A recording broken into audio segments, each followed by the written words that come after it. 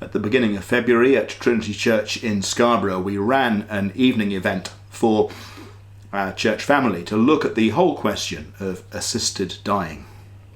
Not everybody was able to be present at that event in person, so we wanted to produce a video version of that teaching and of that resource so that those who couldn't be there in person can access it and can have the opportunity to think these things through a little more clearly.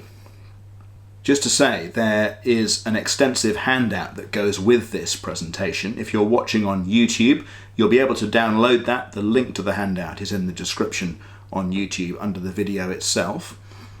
There are a number of things in that handout. There's an outline of where we are going in this presentation, but there are also various cross-references to other links online.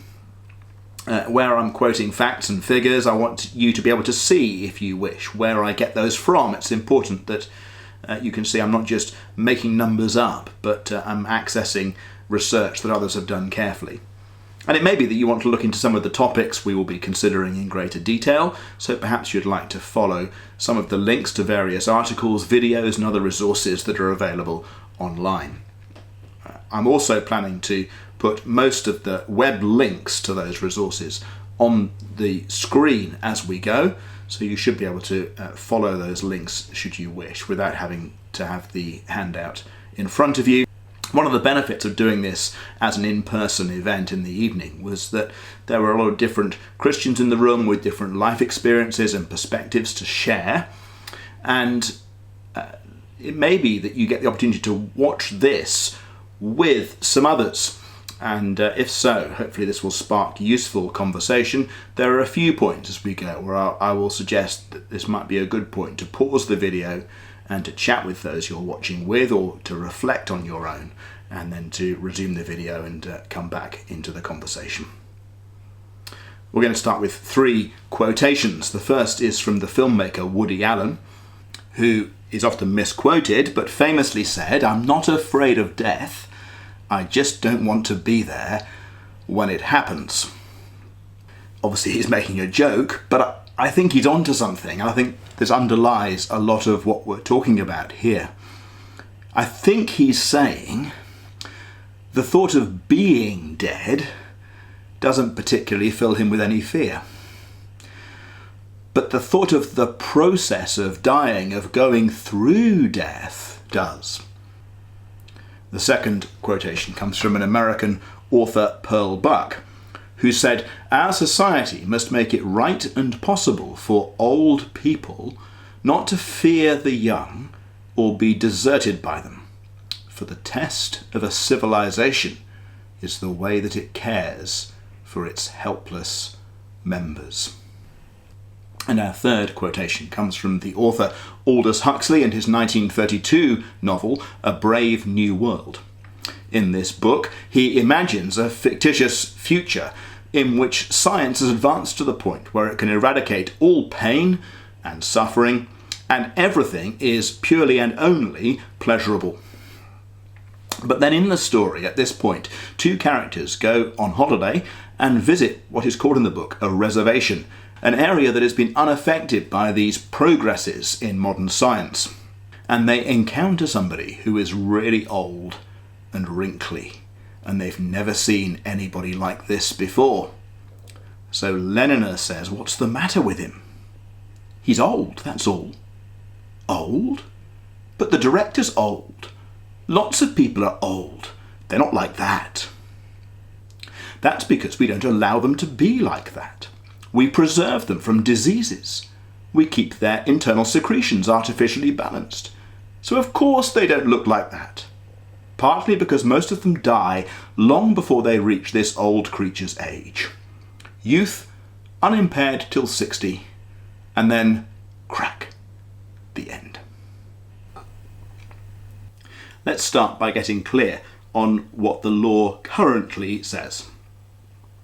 In 1961, the Suicide Act was passed. Previously, before this point, suicide itself was a criminal offence. Now you might wonder what the point of that is. If somebody has committed suicide, surely there's no interest in prosecuting them for that after their death. But this affected their relatives, who may be accused of helping them, but it also affected those who attempted suicide but then lived on. They could be prosecuted for their failed attempt. So in 1961, the law was changed and suicide was declared to be no longer a crime. However, having said that, there is then an explicit follow-on clause that says that helping somebody else to end their own life does remain a crime. Now, in deciding whether to prosecute someone suspected of assisting somebody else to end their own life, prosecutors are directed, as with most laws, to have regard to evidence. Is there enough evidence to secure a conviction? But also public interest. Is it in the public interest to follow this case through the courts and to prosecute? Interestingly, then, from 2009 to 2021, a period of 12 years, 167 cases of suspected assisting suicide were referred from the police to the Crown Prosecution Service. Of those, only 4 made it as far as a court case, 1 of those was acquitted, and 3 were convicted. So in 12 years there have been precisely 3 convictions for this. Since 2021, and those stats were published, there has been a 4th conviction. The current Prime Minister, Sir Keir Starmer, when he was Director of Public Prosecutions, directed prosecutors basically not to pursue these cases unless there was overwhelming evidence and public interest that said that it really couldn't be ignored. So what we're dealing with here is a law that has been effectively disused for quite a long period of time. It may be against the law to help someone to end their own life, but effectively, for some time now, the practical reality in this country has been that those who do so will face no consequences at all. Now, we have to get our language and our terminology clear. So here are 2 definitions that I have pulled, believe it or not, from the NHS website: euthanasia and assisted suicide. So both of these are where someone's life is voluntarily ended as a way to bring an end to their suffering. But euthanasia is where somebody else ends the life of that person. This might often be a medical professional administering some medication to bring their life to a close, whereas assisted suicide is where the person ends their own life, but with assistance from somebody else. But the crucial thing here is that the person who does it, the person who does the deed, is the person whose life is ending and not somebody else. Now, what's before the UK Parliament at the moment is variously called assisted dying or assisted suicide. It is not euthanasia. And if you listen to the people advocating for this, they will tell you repeatedly that the person who ends their life must be the person themselves. This is not, they remind us regularly, euthanasia. It's interesting there's those choice of 2 labels: assisted dying, assisted suicide. Broadly speaking, those who want to see this law pass seem to prefer the label assisted dying, whereas assisted suicide seems to be the label preferred by those who would oppose this change. Now that's very interesting in itself. Ask the question, which label most accurately fits what is being proposed? Well, the answer is assisted suicide. As I say, we're told over and over again that the person who makes the action must be the person whose life is ending. But which is emotionally more palatable? Well, it has to be assisted dying. I've taken a great many funerals during the course of my ministry, and the one that stands out more than any other was of a young man in his 40s who died as a result of his own suicide. It was a tragic occasion, his death and his funeral, and I can remember it vividly to this day. if you've had anybody in your friendship circle or your family commit suicide, you know better than I do just the untold pain that is involved. In addition to the pain of grief and loss, there is, it seems to me, often a sense of shame, a stigma that someone ended their life by suicide. But you can quite see why those wanting to see the law changed in this way in the UK would not want that change of law to be branded assisted suicide. If you say to a random person on the street, we're thinking of passing a law that says that a form of suicide is fine, people would say, we don't want that. But assisted dying somehow just sounds more acceptable. So straight away, the choice of labels being used by both sides of this debate help us to see, I think, that what is emotionally acceptable is being used as an argument to persuade us to change our view, more than what is rationally, morally acceptable. This is an appeal primarily to our emotions. Let's have a look then at what the issues are before us. What I want to try and persuade us of here is that it's really important for us to seek clarity in this area from God's Word, but that as we do so, we mustn't present these issues as simplistic. So here are some of the things we need to think through. I don't promise this presentation will give us answers to every one of these. So one question we have to think through is it wrong for someone to take their own life? If it is it wrong to help somebody else to take their own life? Or because theirs is the life that gets taken, does the responsibility for what they do rest with them and exonerate the person who helps them? If you think it is wrong to help somebody else take their own life, does that mean it should be a crime to help someone else to take their own life? There are lots of things, after all, that are sins, but they're not crimes. If you think it shouldn't be a crime to help someone else to take their own life, well, we're not starting from a blank piece of paper, are we? We inherit a country where that is a crime. So then the question is, would it be right to change the current law to make it no longer a crime? Because the act of changing the existing law itself says something, and is that something that is good to say? And even if you decide it is right to change the law to decriminalise assisting suicide, is the way that is proposed into the current bill the right way to do it? Or would it be right to change the law to allow assisted suicide, but not in the way that is before us at the moment? That's one whole section of topics. Then there are others. What's the difference between killing somebody and withholding treatment from somebody? And then what's the difference between withholding treatment from somebody and withholding food or water? And then here's a really important one. If you've had a dog or cat, sometimes, tragically, the dog or the cat develops health issues where the genuine, compassionate, kind thing to do is to take your pet to the vet to be put down. You have the animal put to sleep. Why is it okay to do that if your dog is sick, but not your granddad? What's the difference? Many, many questions before us, and they are far from simple.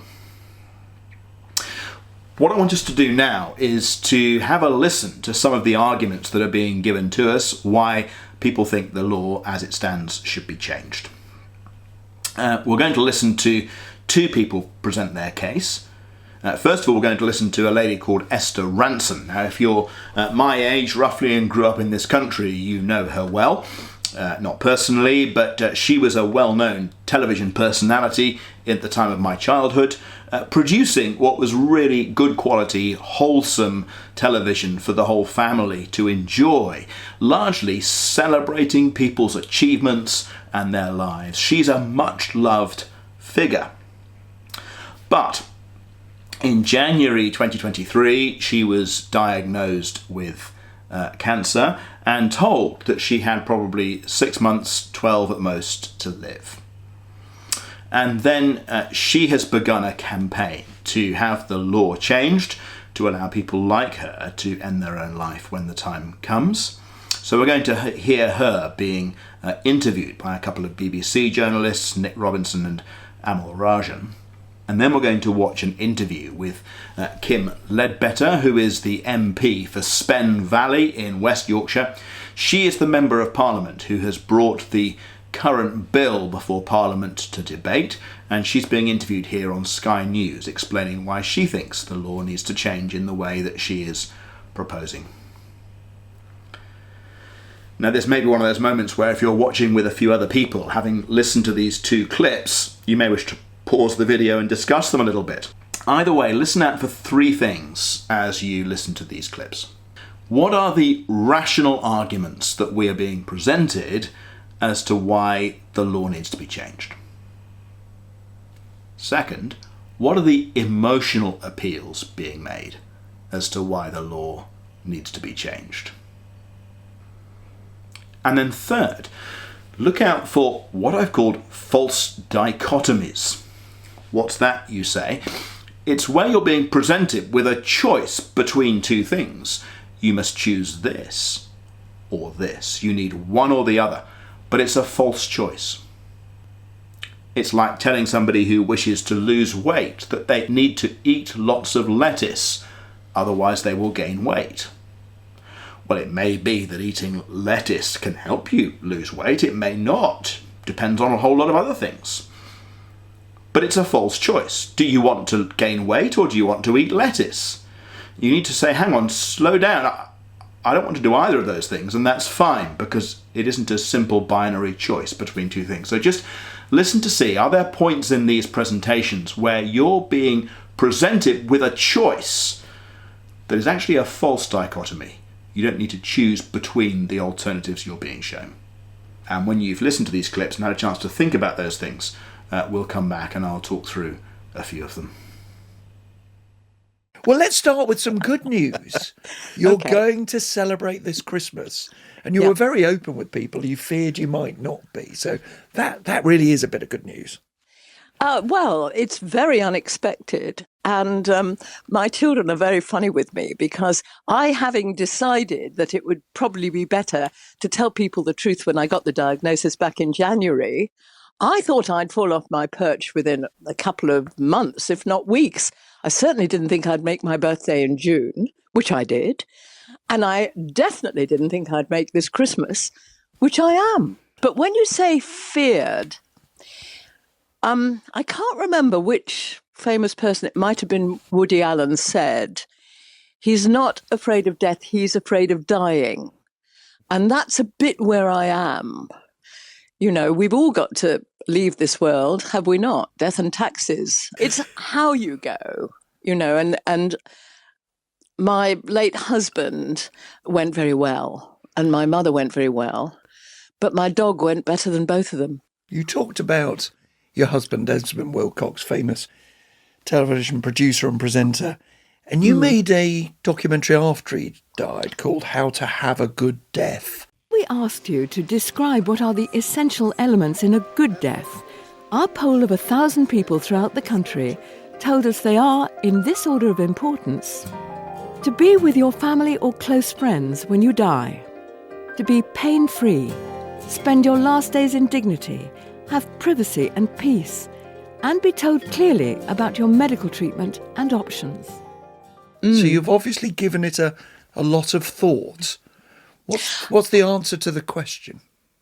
Yeah, well, the reason I suggested making the programme to the BBC is that when he died, the doctors around him found it very difficult to stop trying to rescue him.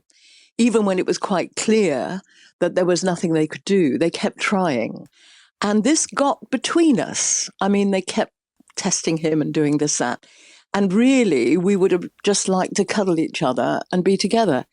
So I thought it was worth saying to people, look, there comes a point when really what you've got to do is treat people as if they're human beings enjoying the last few precious minutes together, not as if they're a problem you've got to solve. So the answer to your question, which buoys me up a bit in my situation, is that cancer is, according to our survey among a lot of people and a lot of families, not a bad way to go, because hospices are really, really good at palliative care. So that's, if I was going to be cheered up by anything, I suppose that would cheer me up. And Esther, on the programme last week, you may have heard it.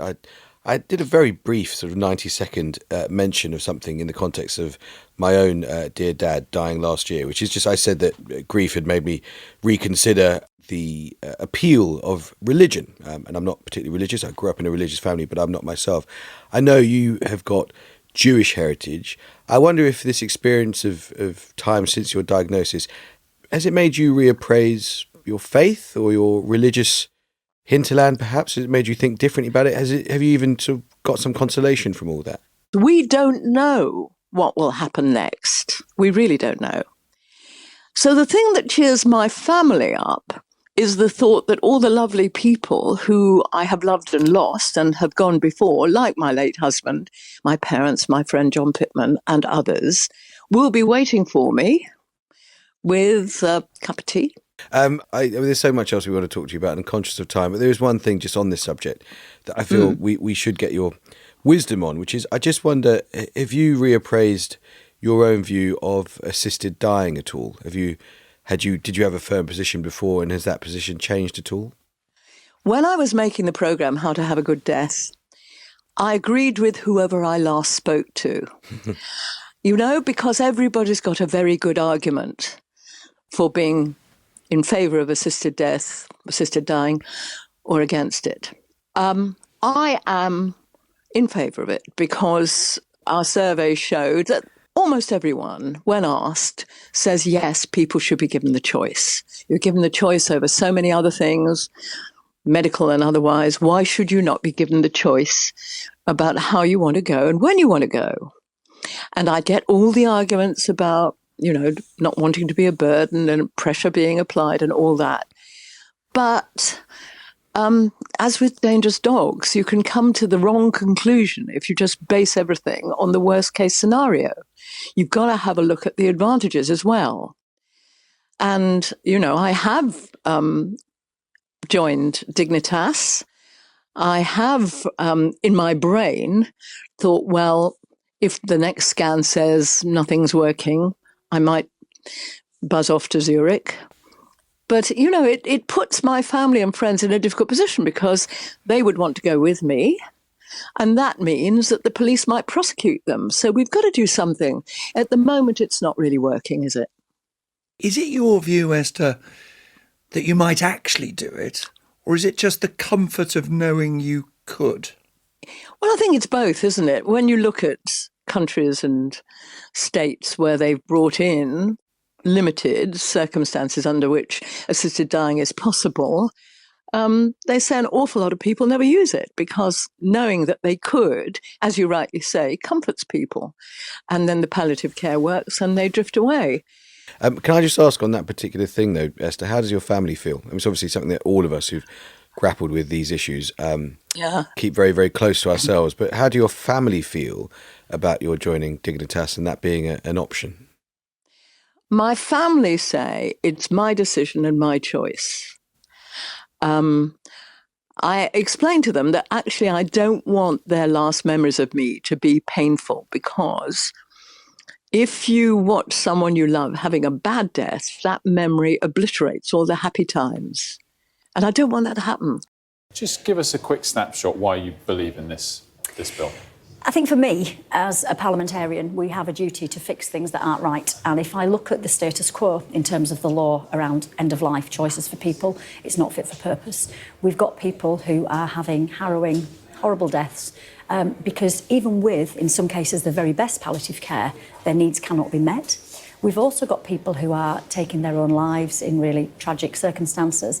And we've got people who do have the choice of an assisted death, but only in a different country. So if they can afford to spend thousands of pounds travelling, and also doing so often prematurely while they're still well enough to do so.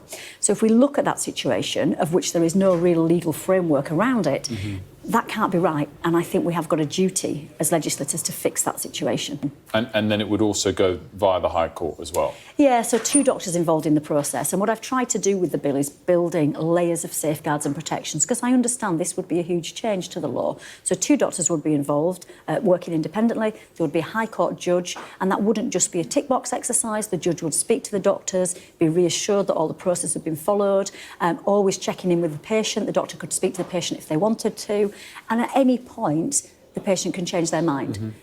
So lots and lots of layers of safeguards and protections, which I hope reassures people that we're solving the problem that we need to solve, because at the moment there are no safeguards. We don't know if people who are taking their own lives are being coerced. We don't know what's happening to people who are going to different countries. So by putting that legal framework around it, it will actually create a much more robust situation. Earlier in the show, we played Ashish Joshi's report on this, and one thing that really struck me is this aspect that it has to be self-administered. Why is that? Well, there's a very clear line between the bill that I'm proposing and euthanasia, someone else doing the deed. This bill is about autonomy and it's about choice. So it has to be the decision of the individual and it has to be the act of the individual. And I think, again, that just creates that extra level of safeguards and protections for anyone who might have concerns about the bill. Quite sort of brutal to self-administer. Well, by the time the patient gets to that point, they've gone through a huge process of thinking about whether this is what they want to do. And also they can change their mind at that point if they want to. Yeah. And actually, the experiences that have been described to me, it's not a brutal process. It's actually a compassionate process with loved ones around you. And that's the kind of death people want, rather than, as I've heard many stories of, hours, sometimes days of people choking to death, vomiting, and you know, horrible circumstances. Yeah. And all that these people who have got a very short period of time left to live want is that choice. And the Justice Secretary saying, quote, "I feel that once you cross that line, you've crossed it forever." That sort of principle and the slippery slope argument. What's your response? I'm good friends with Shabana and I fully respect her position, and she has said, as a person of faith, as a Muslim, this isn't a piece of legislation she would be able to support. And I respect that. But I have also had conversations with people of faith who have said, actually, even though I might not choose this, who am I to stop someone else having that choice? And those are actually some of the most powerful conversations I've had. So within the Cabinet, there are a range of views. The Prime Minister has been very open about his view on the issue. Informed by his work as the Director of Public Prosecutions, seeing the failings in the current legal system. And there are other people within the health team, Karen Smith, who's campaigned on this issue for 20 years and is fully supportive of a change in the law. So there are mixed views, as there should be, and as I would expect, within Parliament and on a cross-party basis as well.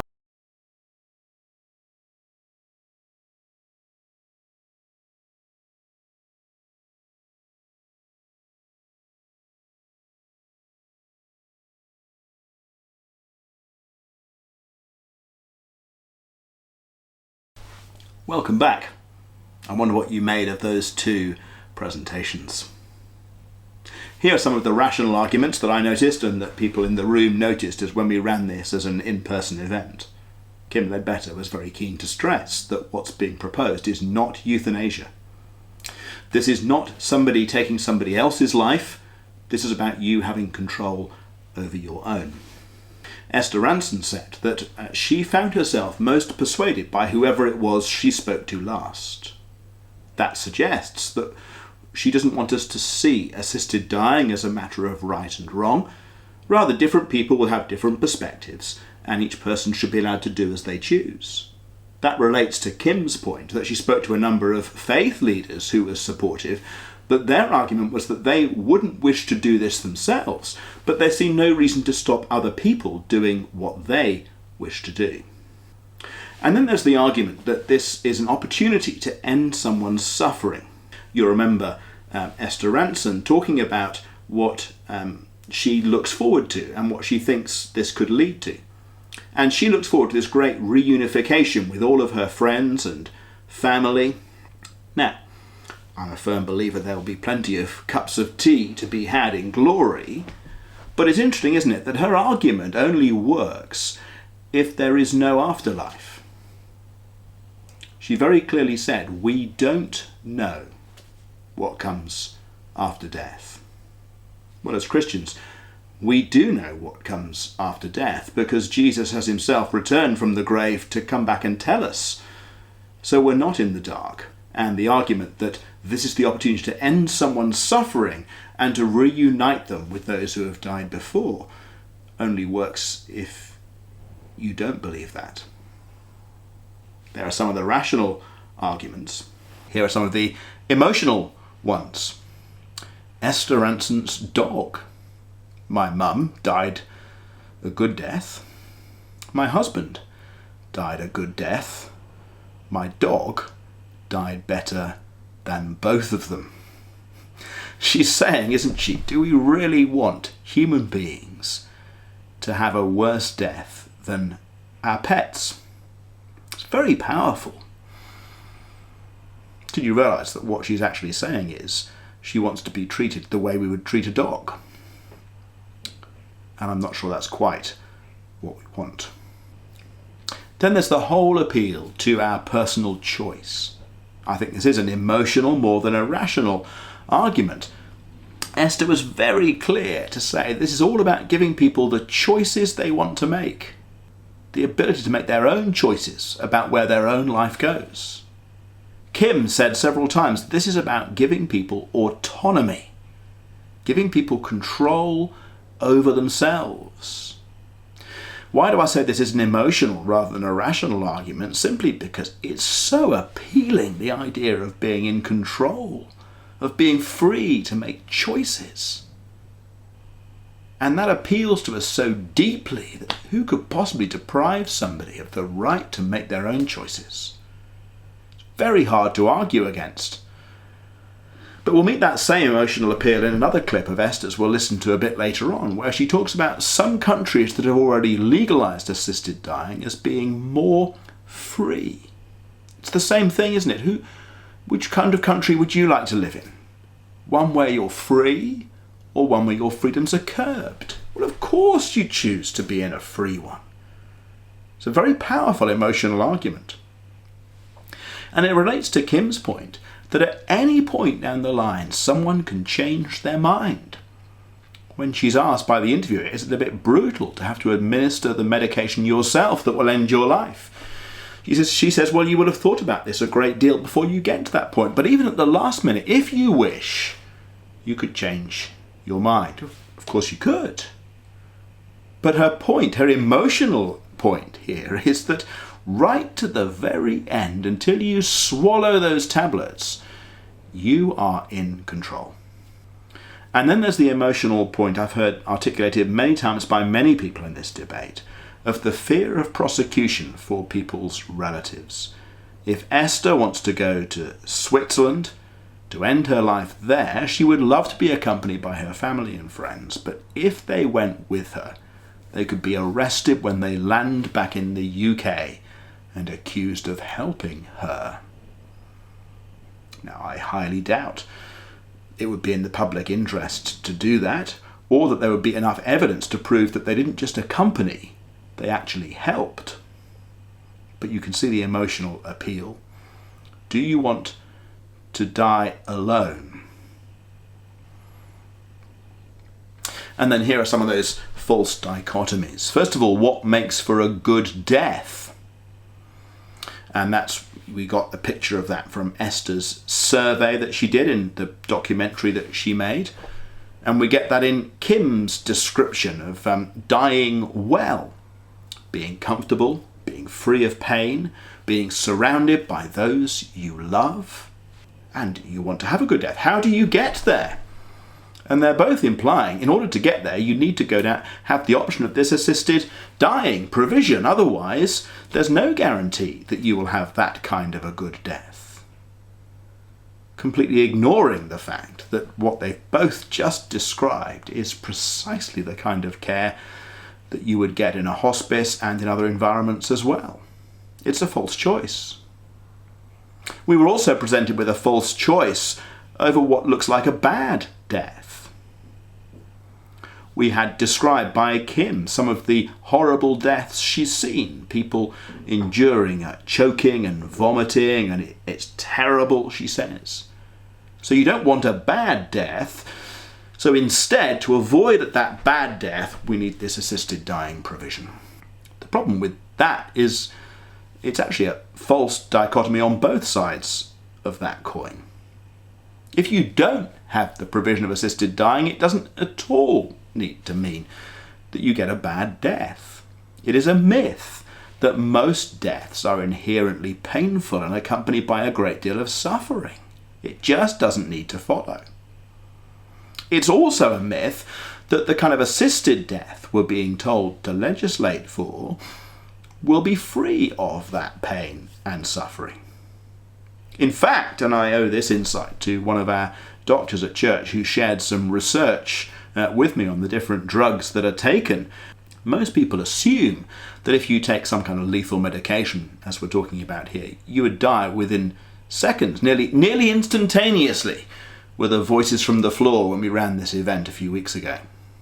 The reality for the most common drug is that 40 to 60% take longer than an hour to die. The average is either 2 to 3 or 3 to 4 hours, with a sizable percentage taking over 6 hours to die. What's more, the human body knows that these medications are extremely bad for you, so your body does all it can to expel the medication that you're trying to take, which means that an assisted death is frequently accompanied by a great deal of choking and vomiting. It's a false dichotomy. And Esther said, did she not, that if you die that kind of a bad death, it will obliterate all the happy memories that your loved ones had. You don't want them to remember you like that. I've spoken to many people who have had family members die some time ago. Enough time has passed, and it's less raw, and they're happy to talk about their memories and their experiences. Almost universally, people remember the many happy times, and the tragic close of life is just a blip in the life they enjoyed with the one they loved. It's just a false choice. Then we were presented with a false choice on the whole area of safeguards. So Kim said the current system is broken, it doesn't work. At the moment, there are no safeguards as to how people end their life, where they go, how it happens, and so all kinds of abuses could be possible.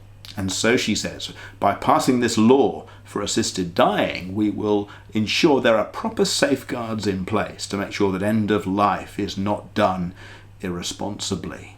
But again, that's a false choice, isn't it? First of all, if you think the current safeguards, whatever she's thinking is a gap, is missing, there will be other solutions to that than what's on the table before us. And then the other thing to say is, as we will see later on, what's being proposed itself has a serious lack of safeguards. So to say if you want to have safeguards in how people's lives end, you need this legislation and not what we have at the moment, is a false choice. And then the last one, the last false choice I noticed, is the false choice about the role of medical intervention as someone reaches the end of their life. Do you remember Esther saying that the doctors couldn't stop trying to keep her husband alive? And actually all she wanted, all they wanted, was just to cuddle and spend some time together. As if once you bring doctors in, the only thing they will do is interfere and unnecessarily prolong someone's suffering and life. That is a caricature of what doctors should be doing, and if that was their experience, then they did not experience good medicine. There are other ways for doctors and healthcare professionals to help people at the end of life, as we will see later on. I wonder what you noticed there. Reasoned arguments, emotive appeals, false choices. Here's something else for you to think about, and we'll come back to this. Just think for a moment about the various needs that we're being told there are that means the law needs to change. Just worth asking the question as we think about exactly what's being proposed. Will what's being proposed here address what we're being told are the problems with the way things work at the moment? Or is there an element of false pretenses about all this? We're being told that the current system is broken, so something must change. But then for that reason, we go ahead to make a series of changes that don't actually address the problems that we're being presented with. We'll come back to that. So where are we in the process? What we have before us is what's called a private member's bill. That's where a member of Parliament themselves gets the opportunity to present some potential legislation for debate, and not the government itself. And this was proposed by the lady we just saw on Sky TV, the Right Honourable Kim Leadbeater, MP for Spen Valley in West Yorkshire. There's a slight catch with private members' bills. In a typical parliamentary year, there are 13 Fridays of parliamentary time given over to debating private members' bills, and so there's less time in the House of Commons for the scrutiny and debate for private members' bills than there might be for government legislation. That bill had its first reading on the 16th of October 2024 and its second reading on the 29th of November 2024.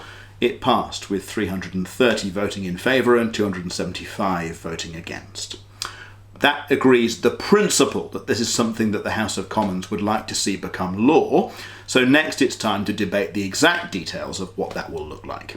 And that means it enters what's called the committee stage, where a committee of MPs is convened that will meet on multiple sessions to debate and discuss every single paragraph and line of that legislation to get the details right, and they will hear from various witnesses with various specialisms to feed into that debate. That process began on the 21st of January 2025. So far, there have been 11 sessions of that committee, and there's another one scheduled for today as I film this. As that then reaches a close, it then enters what's called the report stage, when that committee reports back, and there's then a third reading in the House of Commons. And if the House of Commons then approves what's before them, it then goes to the other House of Parliament, the House of Lords, who will debate it, and then you get a process called ping pong, where the law passes between the Commons and the Lords, each side requesting that the other make some changes until you end up with something that both sides, both houses can agree on, and at that point it becomes law. So we have some time yet to go, although the time involved is to do with getting the details right and not the principle of whether to go down this road. Just as this happens, do pray for Christian MPs involved in all of this.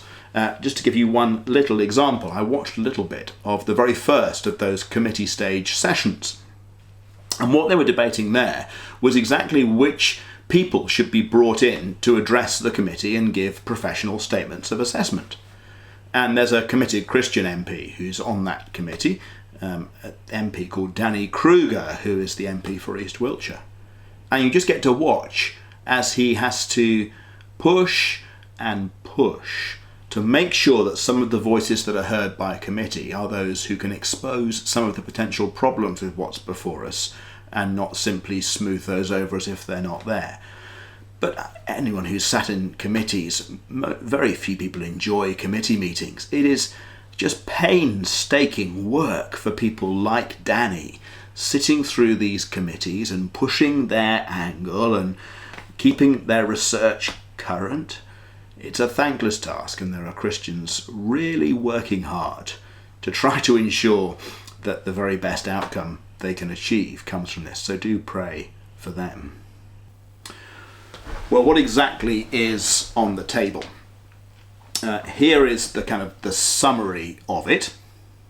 On the handout, you will see Parliament's own sort of briefing 3-paragraph version, but I've distilled out of that for you the heart of it. So we are talking about something for adults who are terminally ill and in particular have a maximum of 6 months left to live, and they must have full mental capacity, so they're making their own choices about the end of life. Those two things, 6 months to live and mental capacity will be assessed by 2 different doctors or medical professionals. There's a little ambiguity in there as to whether this actually needs to be fully qualified, registered and practicing doctors, or whether other medical professionals will qualify. Once both doctors have signed off, well, the original proposal was this would then go before a High Court judge. You heard Kim talk about that in her interview a moment ago. Interestingly, since running our in-person event on this, the goalposts have shifted, and she's heard the feedback that the legal system is currently overstretched and that the judges and the courts don't have the capacity to hear all of these cases. So she can see that there's a risk the bill could fail if it puts too much weight onto the courts. So she's now proposing to amend the legislation so that instead of there being a High Court judge, there will be a panel of 3 people, a more junior legal professional, and then 2 other professionals, people like social workers, who can comment. This panel of 3 she's calling Judge Plus. So it's being presented to us as offering even greater scrutiny than that of the High Court judge that we were first told about. However, as one journalist pointed out, that's a little bit like saying that your appointment with a hospital consultant with a specialism that you need is now going to be replaced with a panel of 3 first aid volunteers, and we're going to brand that panel Dr. Plus. After the legal professionals, whatever form that takes, signs it off, there's then a 14-day sort of cooling off period, and then you have to go again to one of the 2 doctors you saw the first time and ask them for a prescription for the drugs that you will take to self-administer. That's what's on the table. Let's just be clear though. What we're talking about here is physician-assisted suicide. So this is not just anyone able to assist you with your death. It is specifically medical professionals and doctors assisting you, and assisting you by prescribing you the medication that you need after conducting these various checks to make sure that you're suitable for that. Time to return to something that we said earlier. Let's consider the needs that were being presented as to why the law needs to change. And then let's ask whether exactly what's being proposed here addresses those needs or not. So we've thought about what the law currently says. We've heard the appeal as presented in the media as to why the law needs to change. And we've outlined what exactly is being proposed. To assess what we think of all this, I'm going to draw on the thinking of a theologian by the name of John Frame. He's developed a model of thought that he calls Perspectivalism. He's got a book-level treatment of that, but that might be intimidatingly long. But there's a really helpful short article that just gives you a kind of basic layout of what he means by Perspectivalism.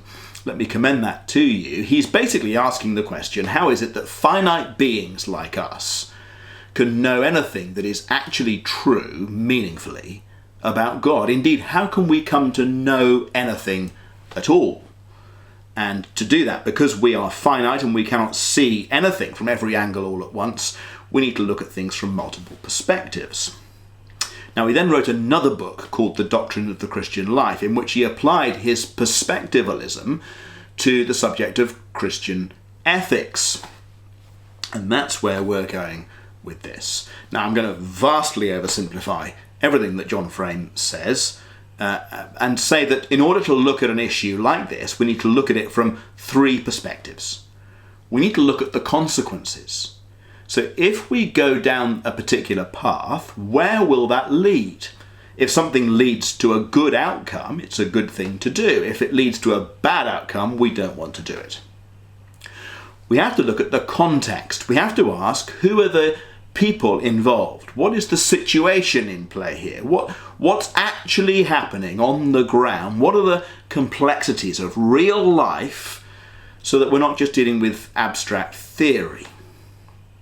And then we have to ask, what are the commands? That is to say, what does the Word of God say? How does God directly speak into this situation? Now, here's the really important thing about this. These are three perspectives on the same situation and the same choices. So we're not going to find, when we've looked at these perspectives properly, we're not going to find, for example, that God's commands say that something would be a bad thing to do, but the consequences suggest it would be a good thing to do, so we have to decide if we are command people or that we're consequence people. No, that's not the idea at all. The idea is that either it's a good thing to do or it isn't. And as we properly look at it from all of those perspectives, we'll see that all those perspectives speak to the same conclusion. They are perspectives, actually not just on the issue, they are perspectives on the other perspectives, if I can put it that way. We see the consequences more clearly by looking at the commands.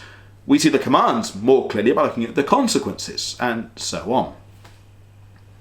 And what we're trying to work out with whatever ethical issue it might be is what decisions, what choices best fit all three perspectives, which take best account of all the data before us.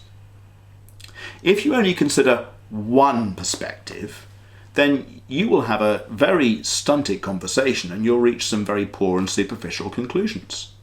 So what we're going to do is look at each of these perspectives in turn, knowing and trusting that these won't lead us to contradictory conclusions, but each perspective will contribute to our ability to see things clearly. Well, let's start by looking at the commands. Let's get our Bibles out and see what God has to say about all this. The first thing to say is I've not found any examples in the Bible of what we're talking about before us, of assisted suicide. There are examples of suicide in the Bible. 1 Samuel chapter 31 is the death of King Saul on the battlefield, where as he realizes he is injured by the Philistines to the point where he won't recover, and he fails to get someone to kill him, he basically falls on his own sword and then bleeds out. Matthew 27 tells the story of Judas Iscariot, who takes his own life, having betrayed the Lord Jesus. What's striking about all these examples of suicides in the Bible is that the Bible narrator doesn't particularly make any moral comment on the suicide itself. Now, frequently we're dealing with characters that we may already know from the narrative are not role models for us. We're not meant to emulate Judas Iscariot or the Old Testament King Saul, but the suicide itself simply passes without comment. And we need to be very careful using narratives to construct our sense of what's right and wrong, because narrators record what happens, often in such a way as to give us the understanding of what the narrator and therefore God thinks of what happens. But we can never draw the simple equation that because something happened, it's good, or because something happened, it's bad. So we're just presented with these examples. There's one example in the Bible of euthanasia, which is in 2 Samuel chapter 1. And interestingly, that is also King Saul, because having taken his own life on the battlefield, he didn't die straight away. Another man comes across King Saul, sees that he's not going to last the day, and so Saul asks him to finish him off. And the chap is more than happy to oblige, and then runs to King David to tell him that the predecessor, King Saul, is now dead. He thinks he's bringing David good news, but in fact, David says, "Your own words have condemned you. You have taken the life of the king, the Lord's anointed." Now, what's really interesting about that is that here was somebody, King Saul, who was going to die anyway, never mind 6 months. He was going to die that day. The man who therefore finished him off thought that the fact that Saul would die anyway gave him an excuse. It was okay to kill him. But in King David's mind, the fact that he was going to die anyway was no excuse and did not justify this man taking Saul's life. So there are only a few examples of suicide and none of assisted suicide. So let's have a look at the rights and wrongs of suicide. And when it comes to this, there's a long school of thought in Christian thinking that sees suicide as self-murder. This goes back to Augustine, a bishop in part of Egypt in the earliest centuries of the Christian church. Suicide is taking the life of another person. It just happens that the life you're taking is your own, but it's still murder. It's taking someone's life, your own. So the first place we have to start is actually to ask, well, what's wrong with taking someone's life, whether that's you or someone else, bearing in mind as we look at this, that on this occasion we're talking about taking your own life. And the biblical teaching against murder goes back to Genesis chapter 9, just after the flood in the time of Noah. Now, the background here is that up until this point, the human race has only been given plant matter to eat, fruit and vegetables. From the flood onwards, God allows his people to eat meat as well. But God says to Noah that God cares deeply about animals, about the way they're treated, about the way they're killed. And in particular, God cares about their blood, because their blood symbolises their life. We talk about lifeblood. The blood pumping around their veins is the animal's life. So the way you shed animal blood matters to God. Against that backdrop, God says these words to Noah. Whoever sheds human blood, by humans shall their blood be shed. For in the image of God has God made mankind. God is saying that whenever human blood is shed, God's justice requires that the person who took that life should forfeit their own. Why? Because, he says, human beings are made in God's image. Zebras, kangaroos, goldfish are all part of God's good creation. But only human beings are made in the image of God. And therefore to take another life of a human being is to do the most serious thing. And the only consequence for that is for the life of the murderer to be forfeit. Now this is really interesting because this shows us two things. The first thing it shows us is that killing a human being is more serious than killing an animal. So here is the answer to one of those questions we started with. Why is it okay? Well, not okay. It's never good, it's always painful, but why is it sometimes the right thing to do to put down a pet, but never to do the same with an elderly relative? And the answer is your elderly relative is made in the image of God with all the dignity that comes from that. So very different from a dog. But the other thing we notice here is that the person who does this, their life should be shed. Which tells us that God's command not to murder is not simply saying don't kill. There are circumstances when taking the life of another human being is the right thing to do. So do not murder means do not take an innocent life. Do not take a life that God doesn't say should be taken.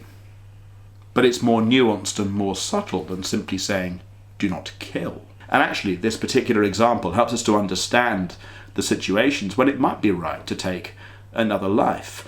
Because what's happening here is this is justice and deterrent for the life that's already been taken.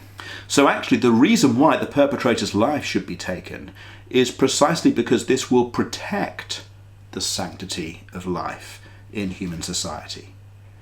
To protect the life of precious human beings, sometimes God says the right thing is to take a human life. Next, we're going to consider the 10 Commandments. You find them in Exodus chapter 20 and in Deuteronomy chapter 5. I shall put them on the screen for you as well. Maybe just take a moment to pause the video at this point and look down that list of commandments and ask yourself which of these commandments would be broken through the act of assisted suicide. Just take a moment to think about that, and then we'll carry on.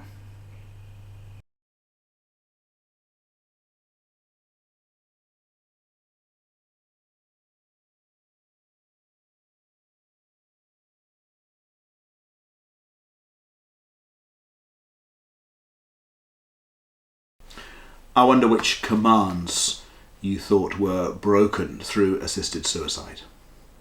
The obvious one is do not murder, but there are others. Let's take it from the top. You shall have no other gods but me. It is God's role to take life. It is God's role to give life. To be God is to be the one from whom all animal and human and plant life derives its vitality, its livingness. God is the living one, and others live because of him. There are areas of being made in the image of God where part of being in the image of God is that we seek to do the things that God himself does. We are creative people. We look after and sustain and protect and care for the world that we live in, and so on. But the authority to give and to take life is not something that God has delegated to the human race to do. And so to set yourself up as the one who decides the time of your own death is to take from God a role that properly only belongs to him. It's to create another God. You shall not make for yourself any graven image. This command is often misunderstood. This does not refer to having other gods, to worshipping the wrong God. This command refers to worshipping the right God, the true God, but in the wrong way. And in particular, in its original context, this refers to using visual images in our worship of God.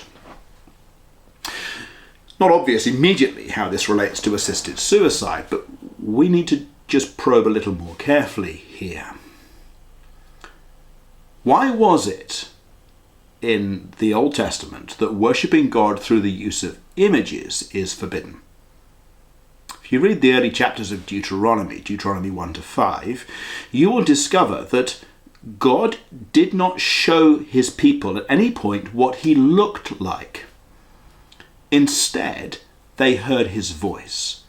God says, you saw no form, you heard only a voice. Therefore, see to it that you don't make any image.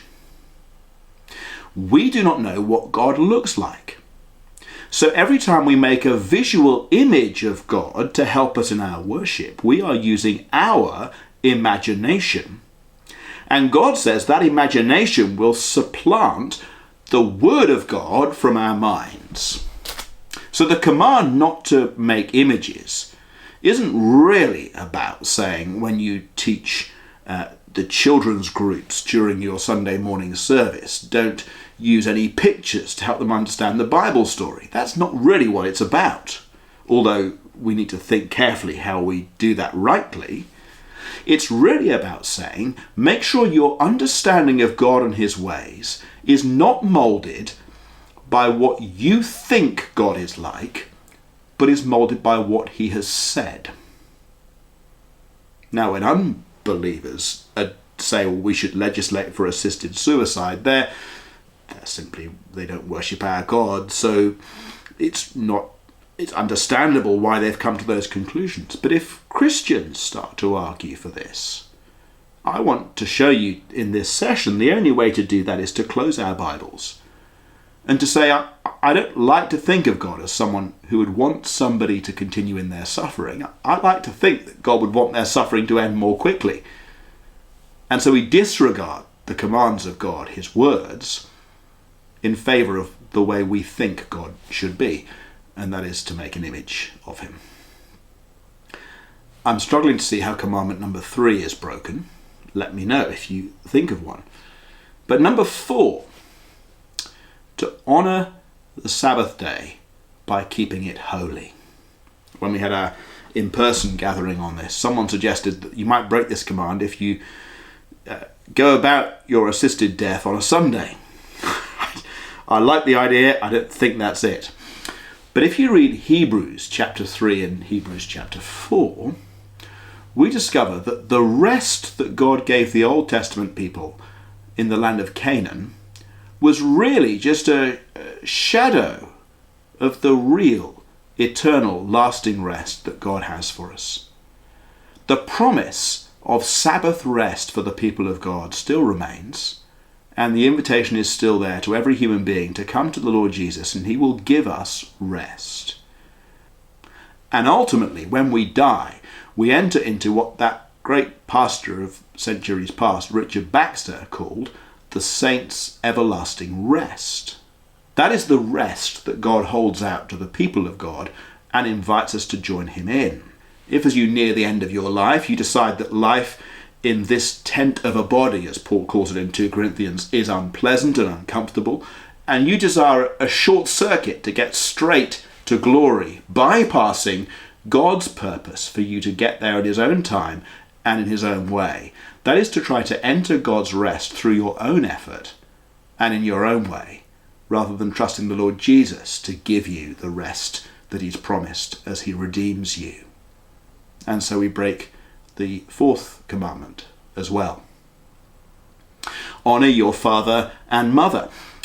There's a long school of thought in the Christian world that sees this command not just about the way you treat your biological parents, but the way you treat 2 other groups of people, generations past, and those who are simply older than you in society, your elders. And so this is saying we should honour those who have gone before us in following the Lord Jesus through life. We should honour them and treat them with the utmost respect, which is not what we do when we end their lives. Another command I'm slightly struggling with to see how this relates to assisted dying is the 7th commandment on adultery. Again, let me know if you think of a connection there.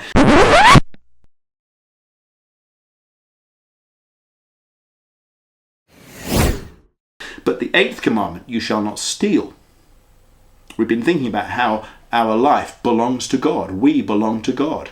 And so to end a life is to take something that is God's from him. You shall not bear false witness. This may be a little tenuous, but I think there is something in the use of language around here. Just the language of assisted dying versus assisted suicide. There's just something where working out how to deal with all of this feels like we're dealing with some dishonesty in part. So maybe there's something going on there. But there definitely is something with the 10th commandment, you shall not covet. You shall not covet what belongs to your neighbour. So there you are, suffering with some illness, some ill health issue that won't go away, and yet your next door neighbour, your work colleague, someone else in your family, a close friend, doesn't have the ailments and the struggles that you have. How tempting it is to covet, to wish we had their lot in life, to wish there was a way not to have the suffering and the pain and the hardships that the Lord in his wisdom, for reasons we don't understand, has allowed us to endure. You shall not covet. So I think what we're talking about here breaks 7, maybe 8 of the 10 commandments. There's another strand of the Bible's teaching we need to engage with, and that is a whole load of passages that speak to how the Lord's people care for those who are most vulnerable and fragile. There are texts talking about the way we look after widows. The thing about widows in Old Testament times was that they were no longer provided for by their parental home, but the husband who had married them and pledged to care for them has died, and so they are all on their own. They're vulnerable and fragile, and God's people should especially care for them. That's teaching that's echoed in the New Testament as well, in James chapter 1, where, as in some Old Testament texts, orphans are another group brought in as deserving special care and attention. The elderly are generally worthy of the greatest respect, something we've already thought of regarding the 5th commandment, but that's taught in a number of places. And then there's this verse in Leviticus chapter 19, where God tells his people, do not curse the deaf, or put a stumbling block in front of the blind, but fear your God. See, the blind and the deaf can't see what's coming. So you can say what you like, do what you like, and they they can't push back against you in any way. And God says the fact that they can't defend themselves doesn't give you a pass to mistreat them. It means you should be especially courteous and kind towards them. There's a consistent message here that those who are at their most fragile and most vulnerable should be cared for to the most.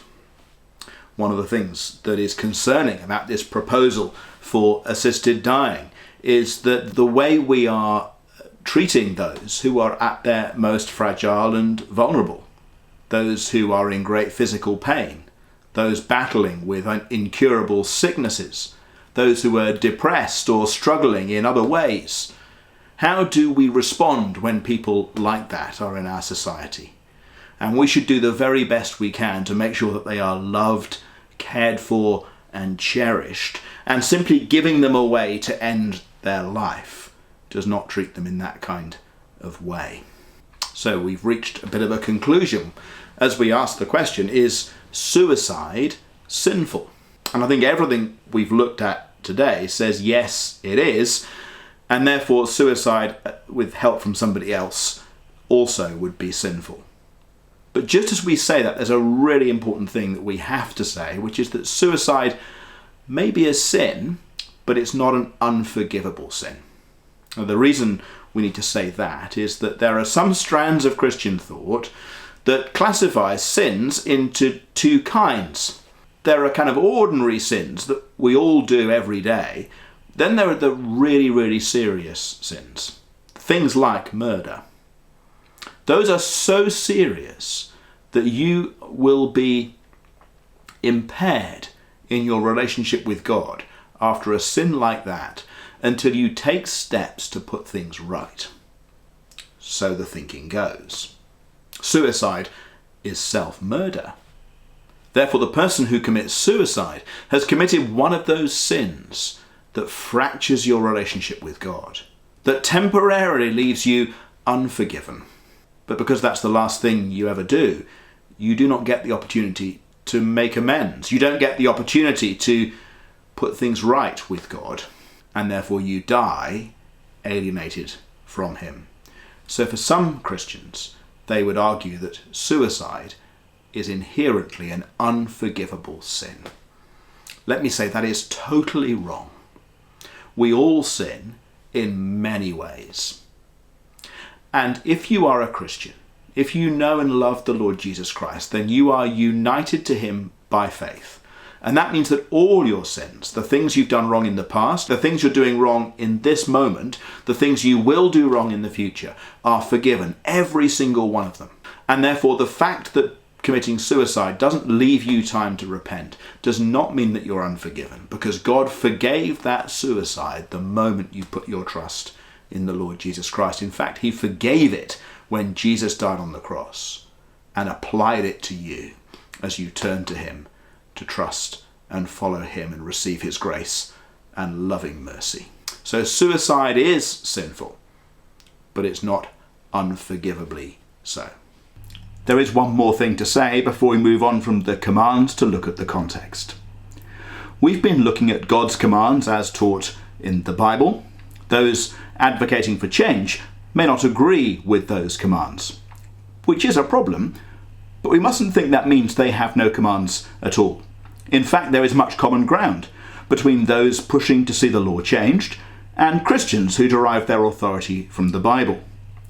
In particular, there are two distinctions that those pressing for change would say are very important and that we as Christians would entirely agree. Firstly, we need to be clear on the distinction between assisted dying and involuntary euthanasia.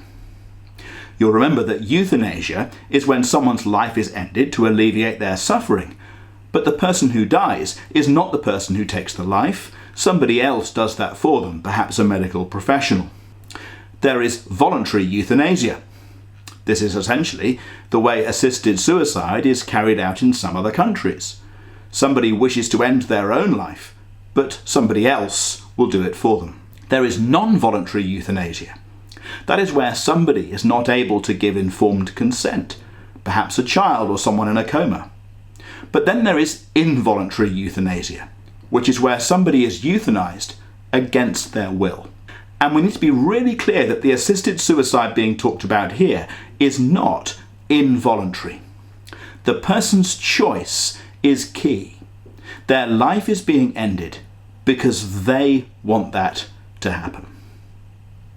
Second, we need to be clear on the distinction between assisted suicide and any suicide. We're not proposing here to legalise suicide in every situation and for all cases. So the person's choice may be important, but it is not paramount. More is needed than simply that the person wishes for their life to end. I want to show us that it is not possible to achieve both of those things. It is not possible to devise a way of having assisted dying that both holds on to the individual's free choice and makes sure that we don't legalise all forms of suicide at the same time.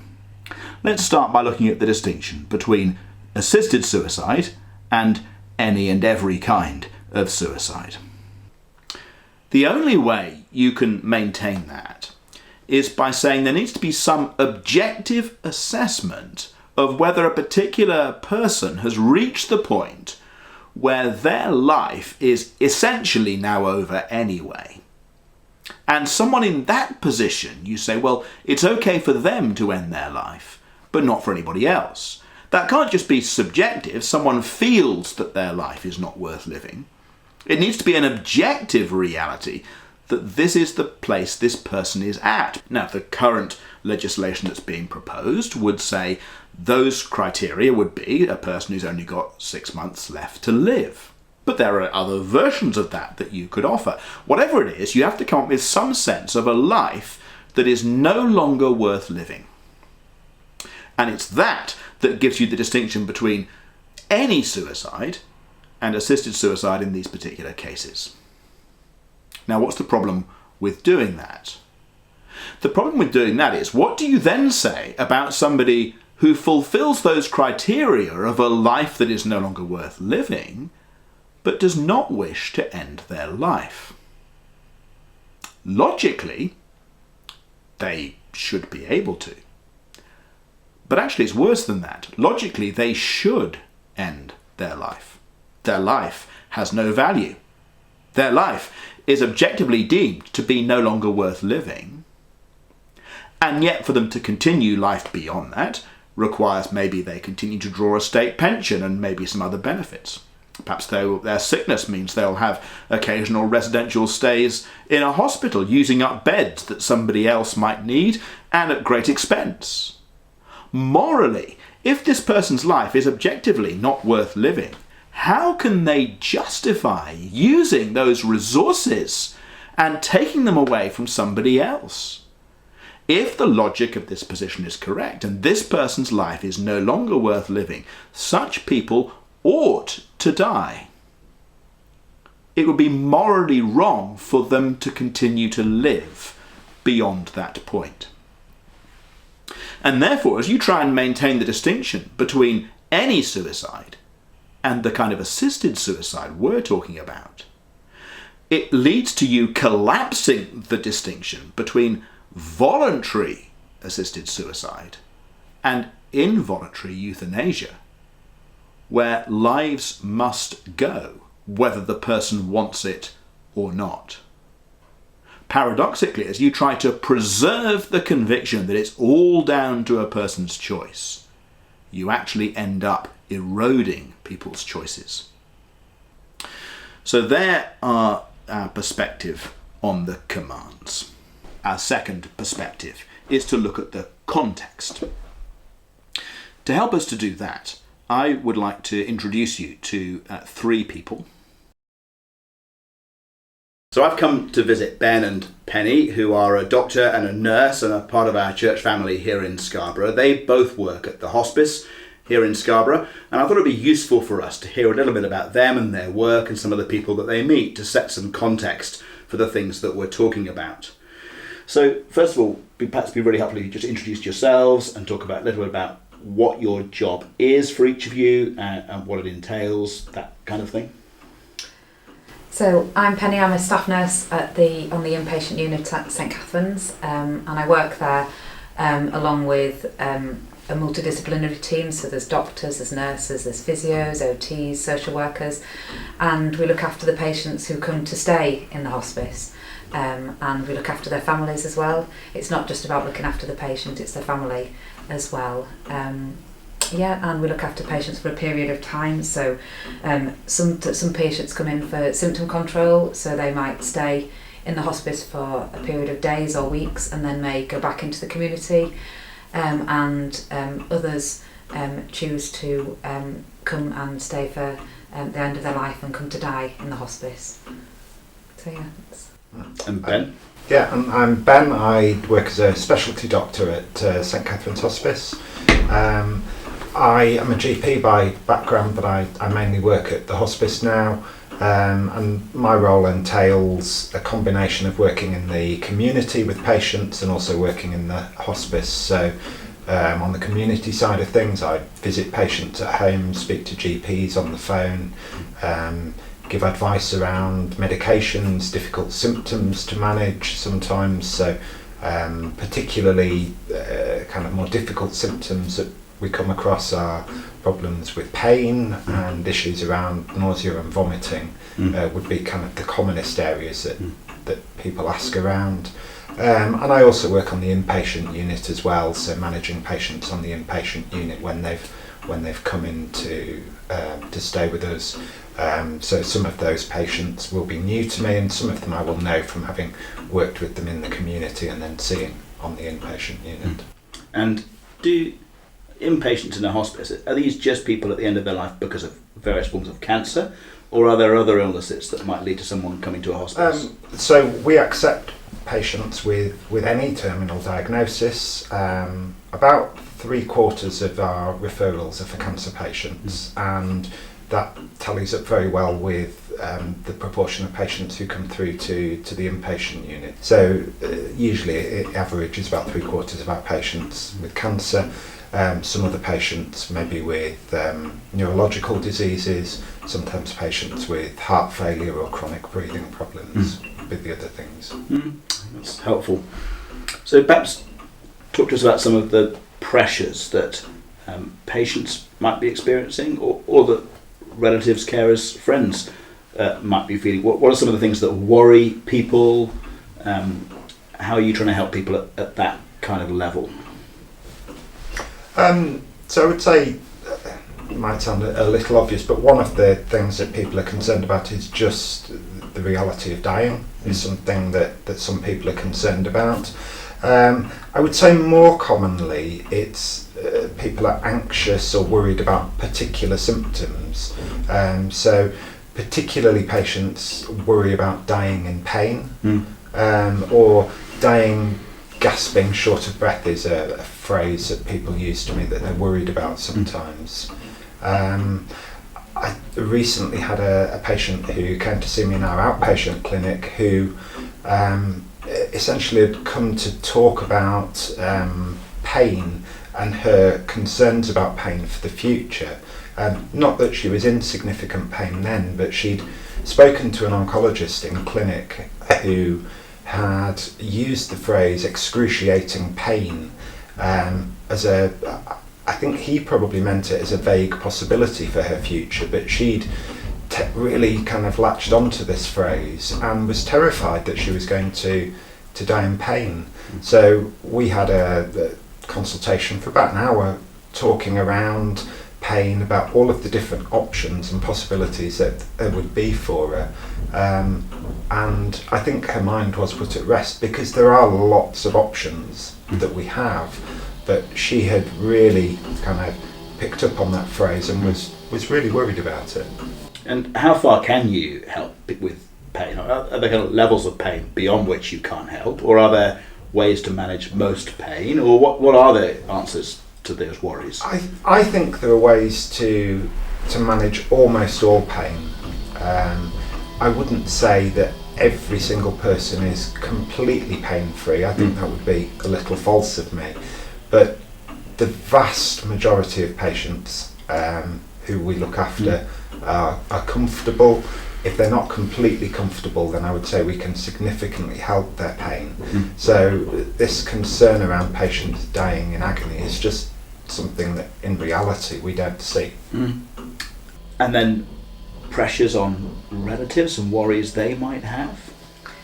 So yeah, I think one thing that I commonly find with relatives that they're worried about, they're worried about the symptoms, but one thing in particular is that when people get towards the end of their life, they tend to want to, they lose their appetite and they don't want to eat and drink, and that's something that we recognise at the hospice, which is why we offer food when people want it and what they want and small portions. But for families, that can be really distressing. They're worried that somebody's starving to death, and so that can be really quite a distressing thing for them as well. And another thing that families find very difficult is not being able to know when their loved one's going to die.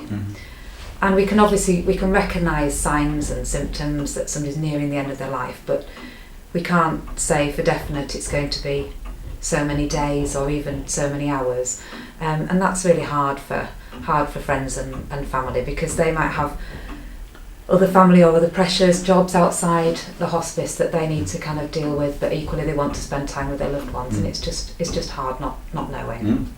So how would obviously part of life in a hospice is trying to help people to get the most out of however much time they have left. So how are you able to help people with that, with activities or with unfulfilled ambitions, or any of that side of life that you have experience of?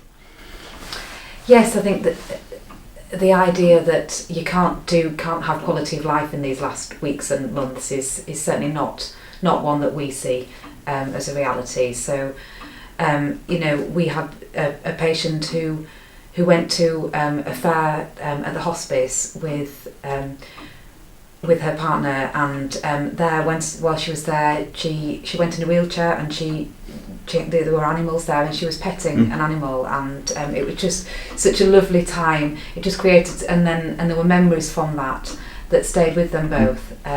It was just such a special time, and there's many kind of different examples of that within the hospice that really make quality of life from these last times. So how could the changes that are being discussed in Parliament affect quality of life in the kind of final weeks or months? What could the implications of that be? Well, I worry that it would preoccupy people with worrying about trying to sort out the process of going through assisted dying, rather than actually being able to focus on trying to have some quality of life, some quality time, as Penny had mentioned, during the time that they have left. I think they would also, by the nature of the proposals, people would be having to cut their life short while they've still got that quality time. There are occasions when, towards the very end of their life, people may be unconscious or incapable of making any decisions or actions for some period of time. And it's not that they're necessarily uncomfortable in that time, it's just that they're unconscious and no longer able to do things. And I think sometimes people would have sympathy and say, well, this is the point where they would want to have made that decision, but they'd have to make it before. They'd have to cut their life short while they were still able to physically do things, while they were still mentally able to do things, and therefore cut short periods of time where they might be able to make memories for their families, have some quality of time. So bizarrely, some of what we're being told is people want to avoid, quotes, a bad death or a painful death that curates bad memories that could eclipse good ones. But actually, that doesn't tend to happen. But instead, what we're doing is robbing people of the opportunity to create further additional good memories that they could take with them before a good and well-managed and loving death. So actually, the way to give someone those best memories and the best death actually is to care for them in exactly the way that you do, and not to cut that short in the way that people are asking for. Yeah. That's really quite striking. Yeah.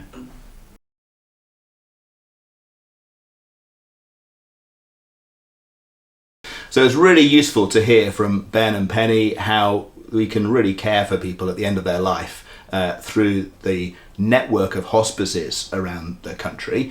But one thing that a number of people are fearful of is that there are only so many of those. Some parts of the country, they're in really short supply.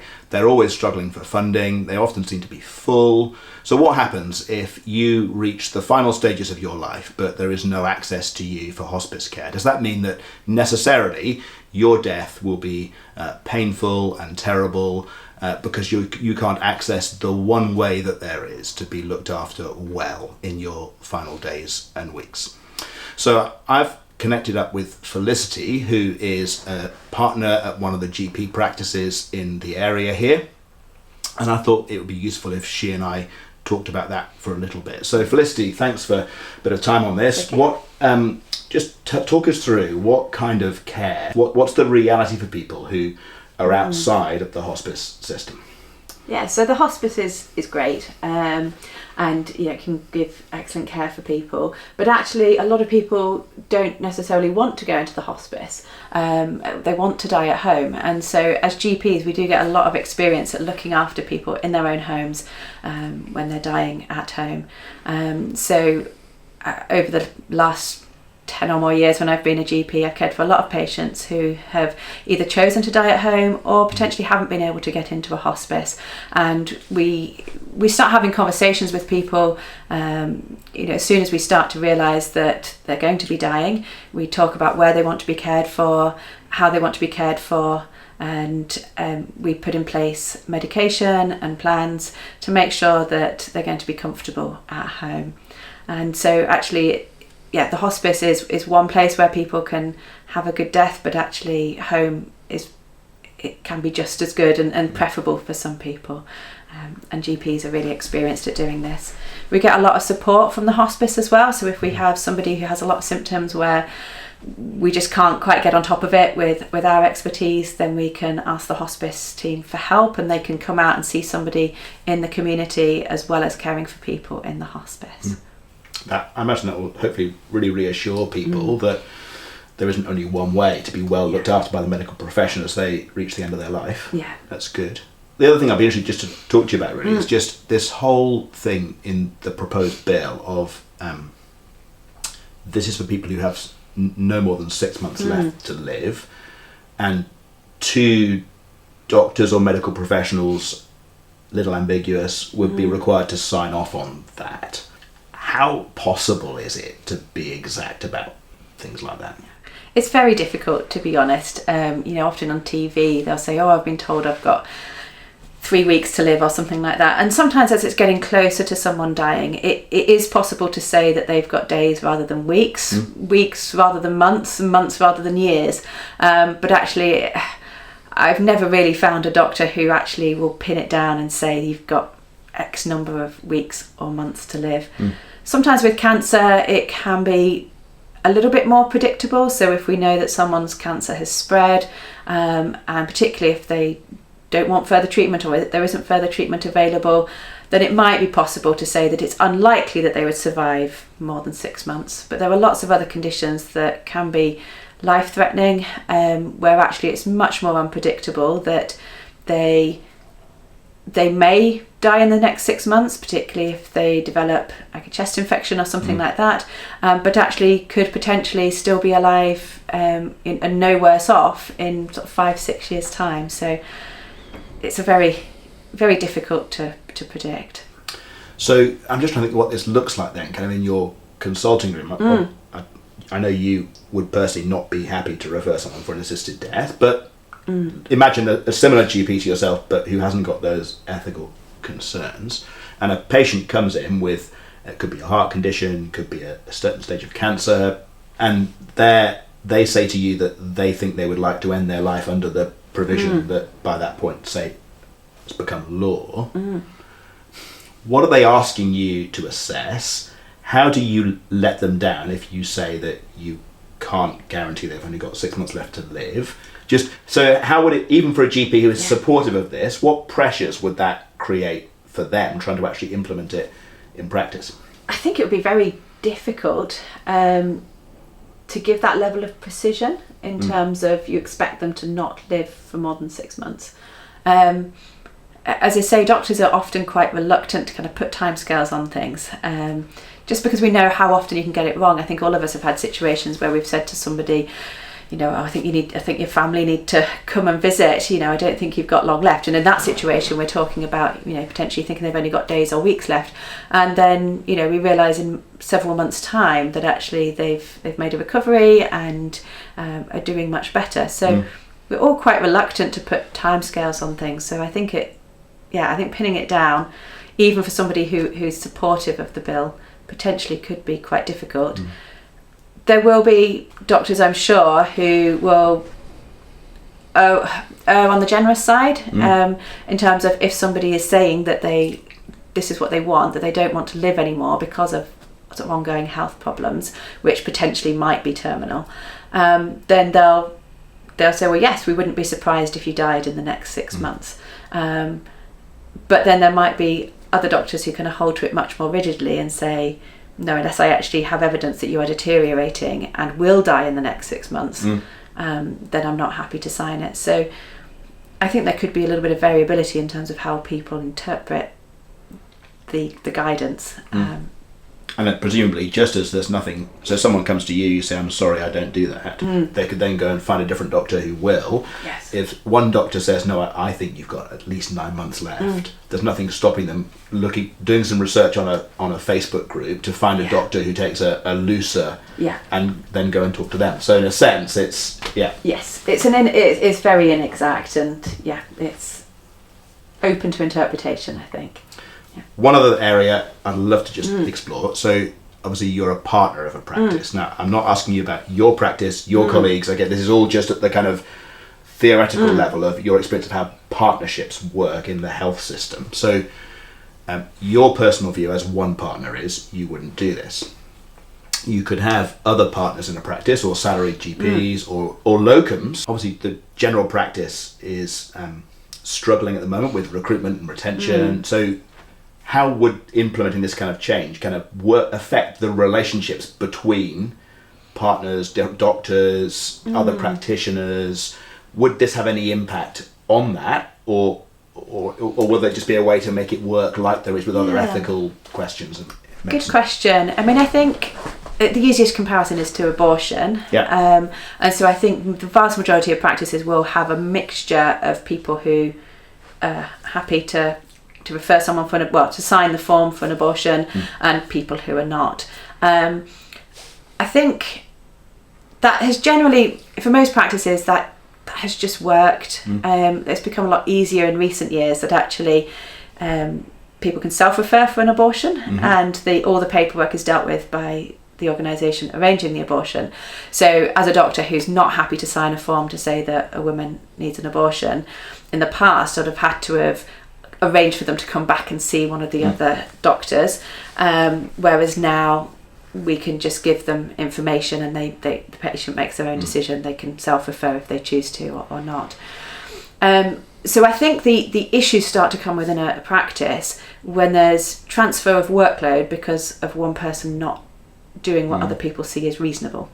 So that's where I could see it causing issues, that if say you have a practice where some people are happy to be part of assisted dying and other GPs not, then if you have to keep passing these patients over to somebody who is happy to do it, that obviously increases their workload.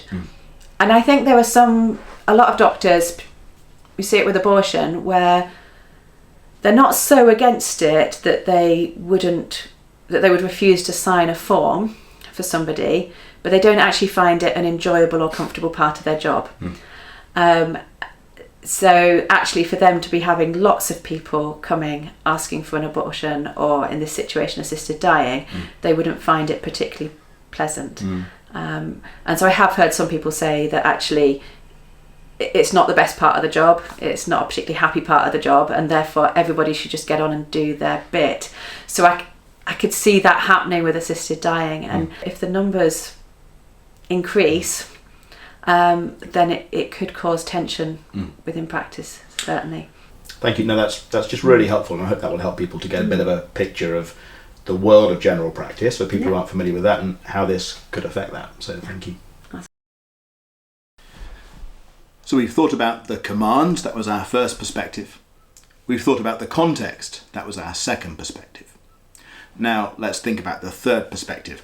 What are the consequences of all this? Now obviously we can only talk about the possible consequences. We can't see into the future. Only God knows where changes like this will actually lead. But we can have a look and see what might unfold. And there are two kinds of possible consequences. There are consequences to changing the law in the way that's being proposed, and there are consequences for the people who might choose an assisted death. So let's start with looking at changing the law. What are the consequences possibly to be if we go down this road? And what we're going to do is look at other parts of the world where these changes have already taken place, see what's evolved there, and then ask the question, where might things lead here as a result? First, we're going to look at Canada. Canada legalised assisted dying in 2016. There it's called MAiD, which stands for Medical Assistance in Dying. The requirement in 2016 was that a person needs to have what's called a reasonably foreseeable natural death, RFND.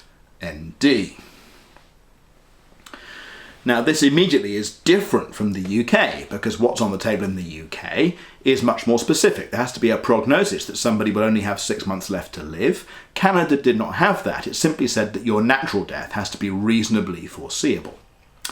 But in 2021, in a process led by the courts, which argued that the legislation was discriminatory, this was changed.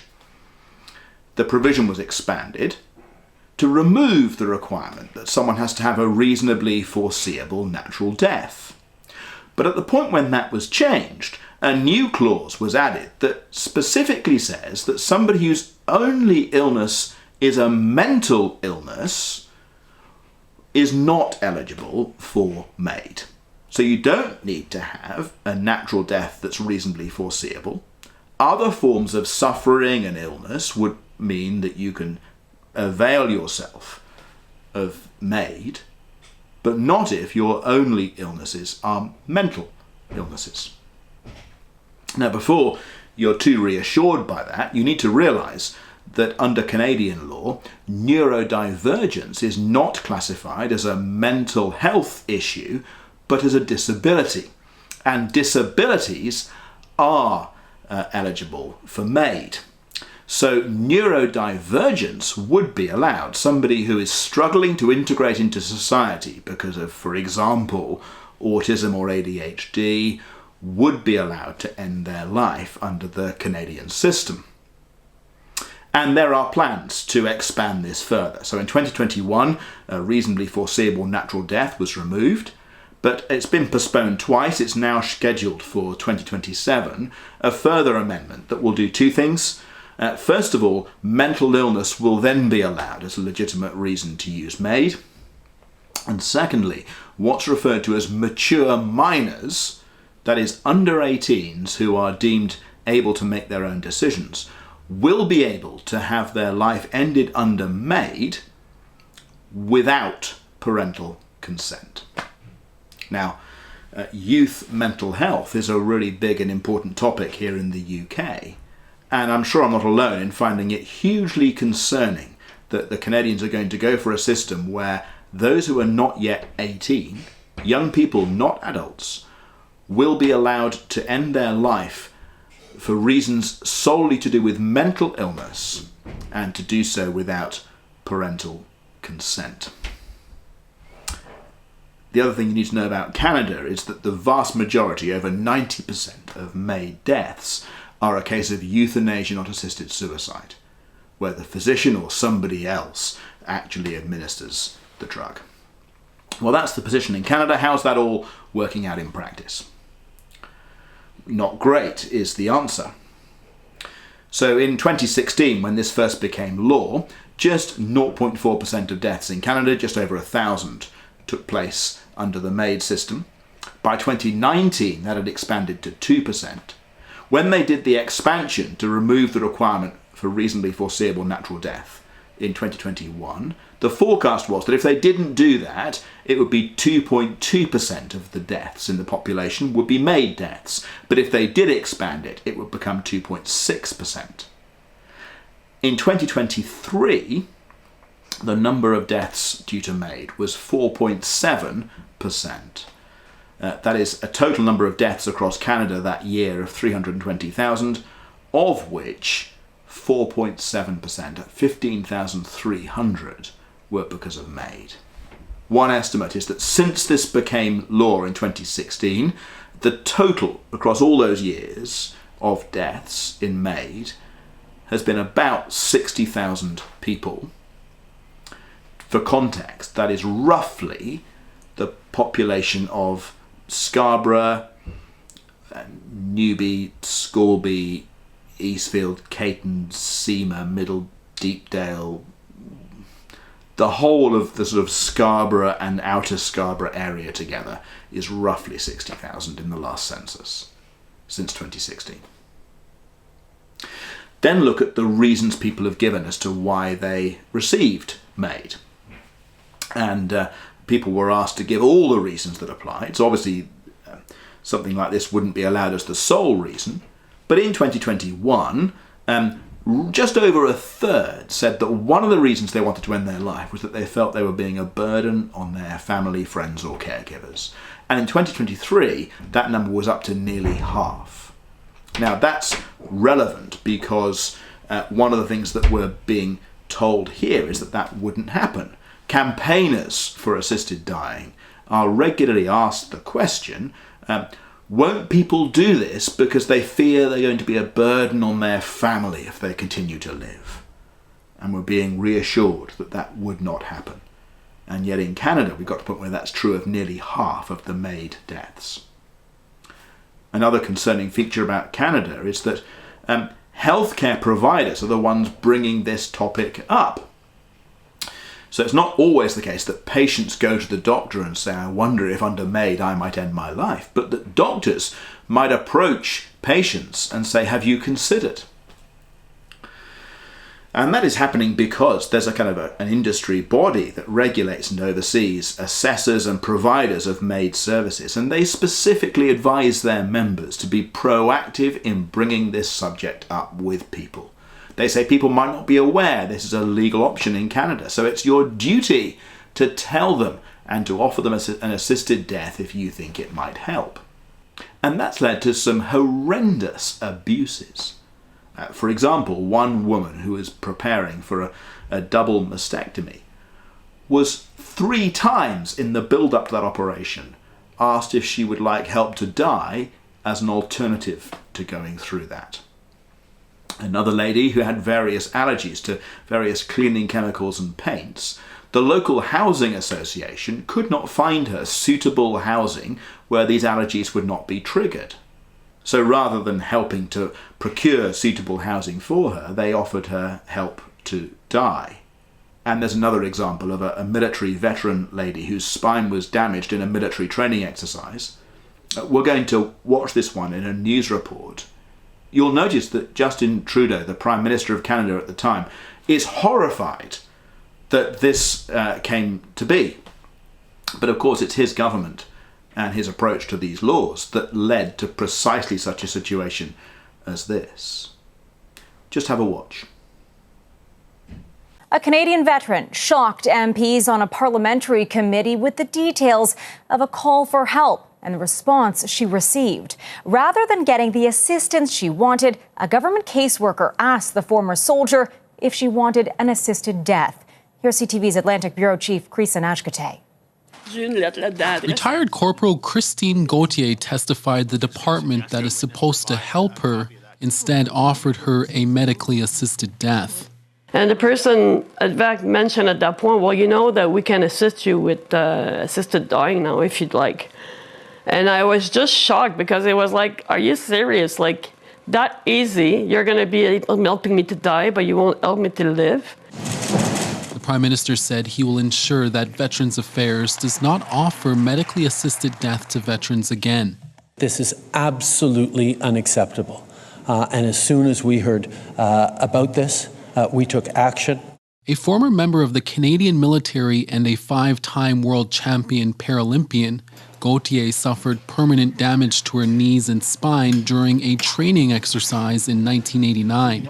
For the last 5 years, she has been fighting for a wheelchair ramp for her home and says the current system is broken. It took 18 years to receive a second set of wheels for my wheelchair. Does anybody have just one pair of shoes? Gauthier has since provided a copy of the letter to the Prime Minister for review. You cannot just start submitting and offering right to die to people who are not at that state. At least 4 veterans have received an offer of a medically assisted death by Veterans Affairs, allegedly by the same service agent. Veterans call because they need help. This is where they're told to go get the supports they need after their service to this country. So this is a huge betrayal, and we need to see it fixed immediately, and I'm calling on the minister to do that. A spokesperson for the Ministry of Veterans Affairs says it doesn't provide advice on medically assisted death, and employees have no role or mandate to recommend it. An investigation is now underway. Heather. Grayson, thank you. And then one more piece of how this is all working out in Canada is to see the impact on care homes, nursing homes and so on for the elderly. This is anecdotal. A Canadian bishop, who was sort of the bishop of the equivalent for the Anglican mission in England in Canada, had lunch with us in 2019. And obviously it had only been going for 3 years at that point, MAiD. But he shared with us how when relatives are settling a family member into a care home, they are routinely asked by the care home staff how long they envisage their elderly relative will be living there. And by that, they don't mean at what point might they need round-the-clock nursing care instead. They mean how long do you think they will be here before we take them through the MAiD process. It's become routine. So what's happened in Canada in just 8 years is hugely alarming, but the question we need to ask responsibly is, could the UK go down the same road? And we need to note there are some important similarities and yet differences between the UK and Canada. One big difference is that in the UK, this is only for people who have got 6 months left to live. But we have to ask whether the law could change here to allow people to die if they don't have that specific prognosis or if they have issues with mental illness. We'll come back to that question. But one thing that is common to the UK and Canada is that healthcare professionals could raise the topic with their patients, not needing the patient to bring it up first. Section 4 of the bill as proposed to Parliament is headed Initial Discussions with Registered Medical Practitioners. And here's how it starts. No registered medical practitioner is under any duty to raise the subject of the provision of assistance in accordance with this Act with a person. You don't have to bring it up. But nothing in subsection 1 prevents a registered medical practitioner exercising their professional judgment to decide if and when it is appropriate to discuss the matter with a person. So right into the legislation, healthcare providers are encouraged to use their professional judgment to decide when to raise this topic. An academic paper was published by Cambridge University in 2023 that had looked into MAiD and the way that it's worked in practice. And here's what they said in their conclusion. The cases we discussed here reveal a troubling normalisation of MAiD as standard treatment for a broad range of suffering, including suffering caused or augmented by socio-economic factors. Another piece we need to consider, the Canadian example, is the finances. When they did the 2021 expansion to remove the requirement for a reasonably foreseeable natural death, Parliament in Canada commissioned a report to look at what the cost implications of this would be. Here's what that report discovered. MAiD was already saving the Canadian healthcare system $110 million a year. People who would have needed treatment and care for illnesses were no longer needing that care, and that was saving the healthcare system money. However, the MAiD system, the paperwork, the bureaucracy, but also the medical time, costs 22 million Canadian dollars to run. So there's a net saving per year of $87 million. That report then said if we expand beyond those with a reasonably foreseeable natural death, then the extra cost will actually be small. It will just cost an extra $4 million a year. And that's because most of the people who would die without a reasonably foreseeable natural death would probably have used the MAiD system in the future anyway. So we're not really doing any more, so it doesn't cost any more. However, the extra saving will be an extra $66 million. So by removing the need for a reasonably foreseeable natural death, the Canadian Exchequer will save an extra $62 million a year with a total saving of $149 million. Now, I'm not suggesting that the change to remove the requirement for a reasonably foreseeable natural death was financially motivated, and I'm not suggesting that MPs in the UK are driven by a concern for public finances. However, we would be naive to assume that in the back of people's minds will not be the thought this will save money rather than cost money to do. We live in a time when our health service is very stretched financially and public finances are stretched. Here is a proposal before Parliament that will net save the country money, and that is bound to be a factor as people consider whether or not to go down this road. The second example from elsewhere to look at is the example of Oregon. Now, currently, assisted dying is legal in 10 of the 50 states in the USA, but Oregon is often quoted in the debate for the UK, partly because it's the oldest. So the Death with Dignity Act was passed in Oregon in the year 1997, but also because what you have in Oregon is most similar to the proposal that we have for the UK, and in particular, Oregon has this thing where 2 doctors have to be involved in the decision, and it's only eligible for those with likely 6 months left to live. So, for example, there's a campaign group in the UK called Dignity in Dying that is pressing for assisted dying to become legal, and they use Oregon as an example. So on their website they say this: there have been no cases of abuse, and the law has not been extended beyond terminally ill adults. Assisted dying in Oregon works. It prevents unnecessary suffering at the end of life and provides dying adults with choice and control over their death. Assisted dying in Oregon is only available to dying people and has remained so since its inception.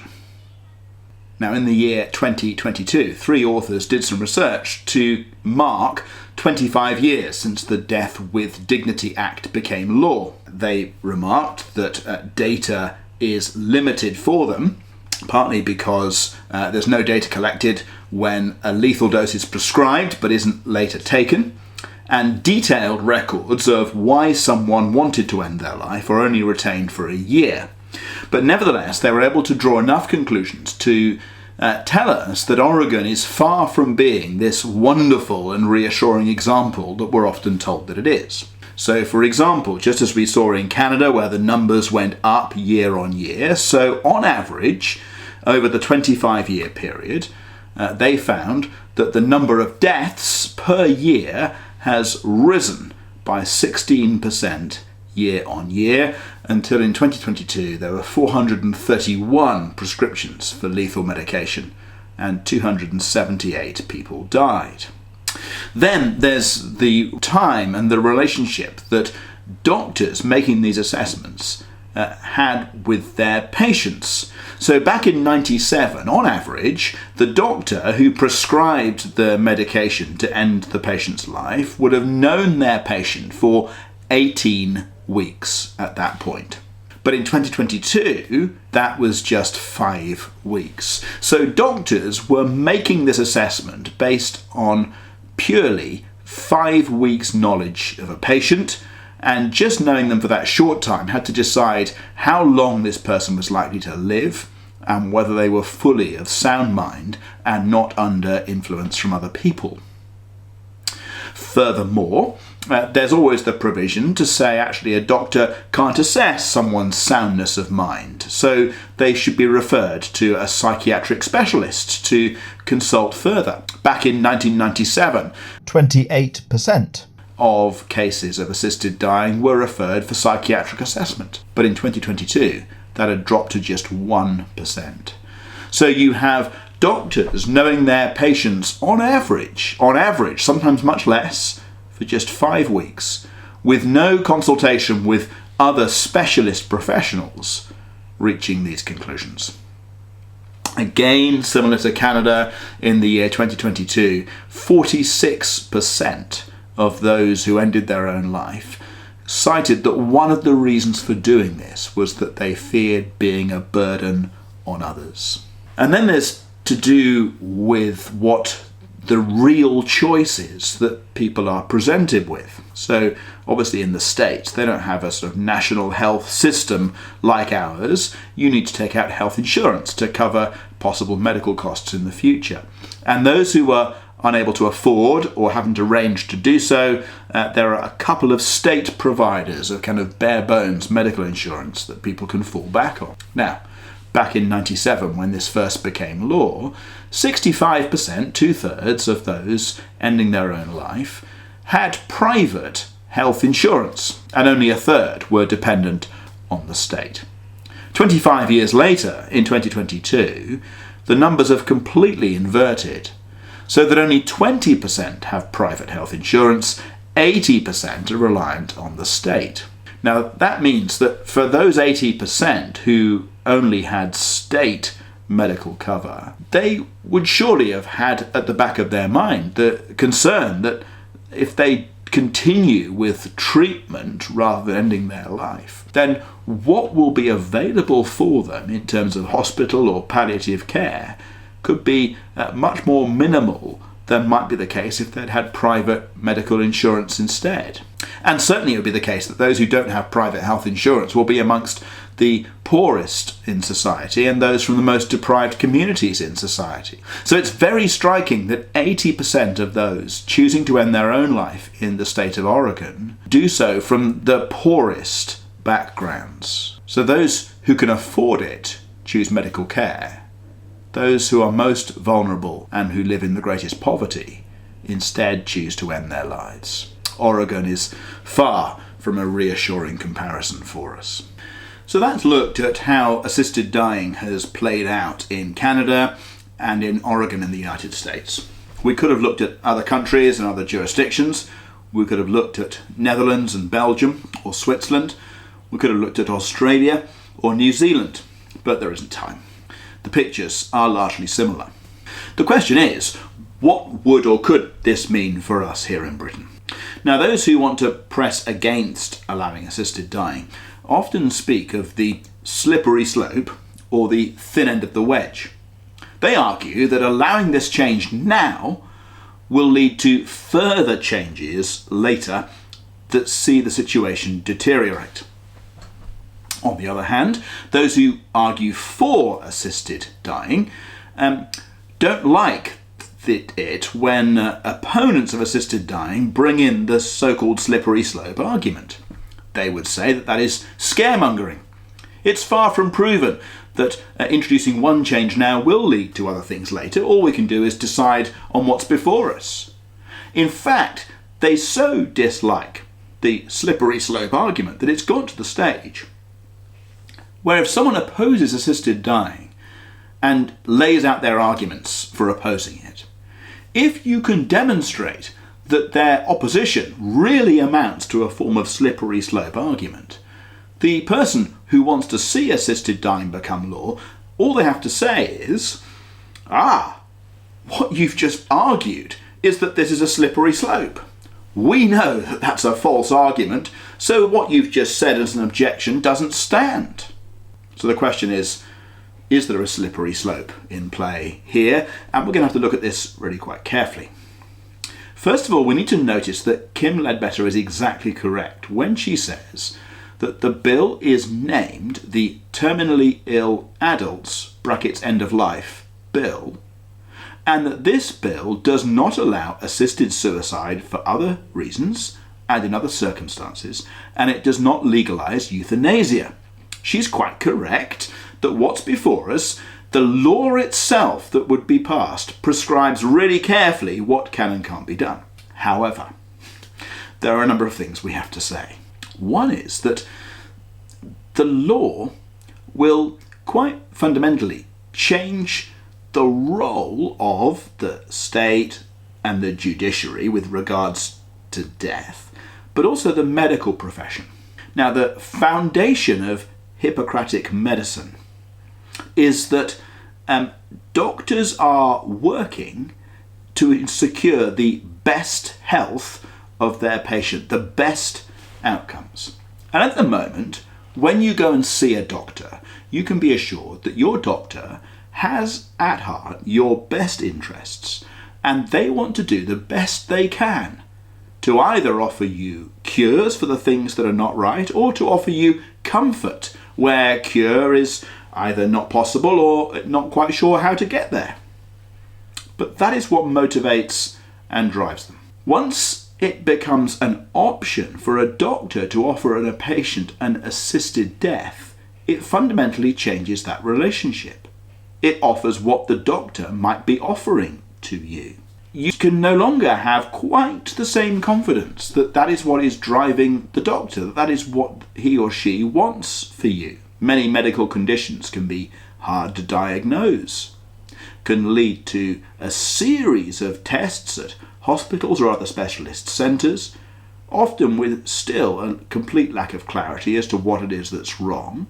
And even after a diagnosis, there can be an extensive course of treatment to see if we can make things better. Are you absolutely confident that the doctor you go and see is not going to be swayed towards an option that solves things more quickly and more cheaply and more simply than that whole round of tests, diagnosis and treatment?